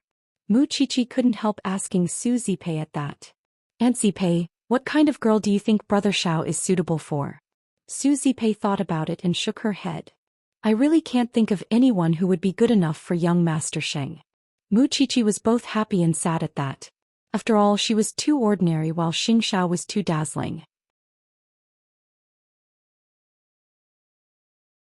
She was not even sure if Xianxia liked her, or if he was just teasing her on a whim. On his way home after leaving the small mansion, Xianxia ran into Jing Yun, who was waiting for him. Young master, the banquet is about to start and there are many young ladies here tonight. It seems that the chairman is looking for a partner for you young masters and ladies. I don't care. You know my taste. Xianxia told Jing Yun. I'm leaving halfway through the banquet. Help me think of something. Understood, young master.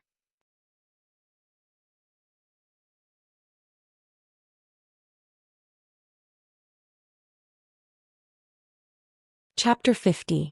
At the celebration banquet, the chips clashed and goblets clattered. Xianxia sat in a corner bored, completely unwilling to join such a boring and time-wasting gathering. When Papa Sheng saw that Xianxia was sitting in a corner, he gestured for a few single girls to come over and strike up a conversation. Many of the socialites had the heart but not the guts. One of them, a voluptuous young lady from the Jiang family, walked up to Xianxia ostentatiously, intent on challenging the legend of aristocratic circles. "Young Master Xing, do you mind if I sit beside you?" Xianxia opened his eyes and glanced at her. There was a teasing smile at the corner of his mouth. "Compared to a hill, I prefer a flat plain. I wonder if Miss Jiang has heard of the phrase big breasts without brains?" Miss Jiang did a double take, a flame abruptly burning in her eyes. "Young Master Xing doesn't seem to care about women." "You're wrong. There's still someone who catches my eye." "Who is it?" Xianxia smiled and stood up from the sofa. He said to her, "I'm going to do something exciting with her now. Are you coming with me?" Miss Jiang's expression was complicated and distressed. There was no one like Xianxia who was unrestrained and unafraid of offending anyone. But it was precisely because of his terrible character that he attracted a lot of attention. In the end, Xianxia went to Jing Yun's side, because he knew that Jing Yun had informed Papa Mu that Xianxia must leave at once. Nonetheless, when they left the hotel, Xianxia told Jing Yun, "Get out of the car. Young master, even if you're going to see Miss Mu Chichi, you still have to take care of things or I'll be troubled." Jing Yun's excuse for having Xianxia come out was that there was an emergency that Xianxia had to deal with immediately. Xianxia said nothing and simply waved at Jing Yun, gesturing for him to go home by himself. After that, Xianxia drove to the small mansion and sent his little one a text message when he got downstairs. Moments later, Mu Chichi jogged into the car, the fragrance of her body still lingering in Xianxiao's nostrils. Still, it was much more relaxing than the expensive perfumes that women wore, and Xianxia couldn't help putting his hand on Mu Chichi's shoulder. "Smells so good. Use this from now on and don't change it." Mu Chichi knew at once when she saw his retro black suit that he had come from some big occasion. "Are you not busy?" Xianxia retracted his head and said proudly, "Then I'm leaving, don't go." Mu Chichi quickly grabbed him. "It wasn't easy for me to see you. Aren't you afraid of your aunt?" Xianxia glanced sideways at her and asked. "I'm scared, but I can't control my heart either." "Your heart is already under my control," Xianxia told her directly. When Mu Chichi heard that, she immediately lowered her head and muttered, "What about your heart?"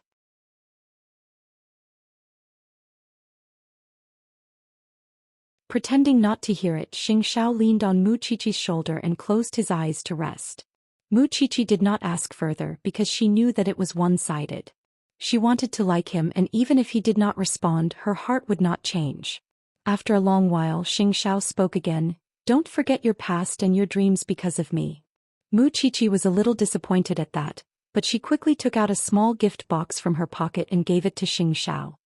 "This is for you." "What is it?" Xianxia took it and opened it to see that it was a cufflink. He looked very used to it. "I made it myself," Mu Chichi added. Xianxia simply put it in his coat pocket and said nothing else, turning to Mu Chichi. "Go back. Your aunt will come looking for you later." "Xiao, aren't you afraid?" Mu Chichi sat in the car and did not move. It was then that Xianxia reached out and hooked his arm around her neck, pulling her closer. "I've told you before. Don't think about getting out alone since you dragged me into hell." "I didn't want to get out alone," Mu Chichi said, feeling wronged. "But I don't dare to ask anything from Xiao. I can only be careful." Perhaps drunk, Xiao simply picked Mu Chichi up and placed her on his lap. Mu Chichi did a double take. She had never sat on Xiao in such a position. Even so, they could clearly feel each other's warmth. Mu Chichi could also smell the scent of red wine on Xiao's body. "You drank?" Xiao was about to say something when he saw someone passing by the woods. He quickly put Mu Chichi back on her seat and said to her after the person left, "Go back. I'll come back tomorrow night." Mu Chichi nodded. Then she opened the door and got out of the car. She watched as Xiao drove away, feeling complicated and upset. It was clearly shameful and she had to be careful. Why did she plunge headfirst into it? Soon Mu Chichi returned to her room. Xiao did not react even after she gave him the gift. He probably would not like something made by a child like her. In fact, she would not know that Xiao parked his car by the roadside after he left the little mansion. He took out a small box from his coat and touched the cufflinks inside. After all, it was the first time Xianxia had received something made by someone else since he was a child. Although the design of the cufflinks was not very impressive and even looked adorably ugly, Xianxia put them in the pocket of his suit close to his heart. The next day when Mu Qiqi went downstairs, Su Zipei was ready to go to Eton to make Mu Qiqi proud. Mu Qiqi quickly gave her a thumbs up when she saw that Su Zipei was dressed in luxury goods. "You're so beautiful today. It's good that you like it. But it's too expensive and I'm afraid I'll break it." "Don't be nervous, Aunt Zipei. Just do as Xiao, Brother Xiao said last night." Mu Qiqi told Su Zipei. "Don't worry, it won't break." Su Zipei smiled and poked Mu Qiqi's nose. "Don't worry. I know what to do. I won't drop the ball when it matters." Mu Qiqi made an okay gesture and left the little mansion with Su Zipei after breakfast. Even old Lin was impressed by Su Zipei. "You're very beautiful today, Miss Su." Su Zipei smiled at old Lin as Xianxia taught her. That was how one's temperament came to be. Then they got into the car. Still, Mu Qiqi, who had just told Su Zipei not to be nervous, was now nervous herself. You're tuning in to the Zhou Xian's Legacy YouTube channel. Don't forget to subscribe and join us on this journey to catch the most captivating stories.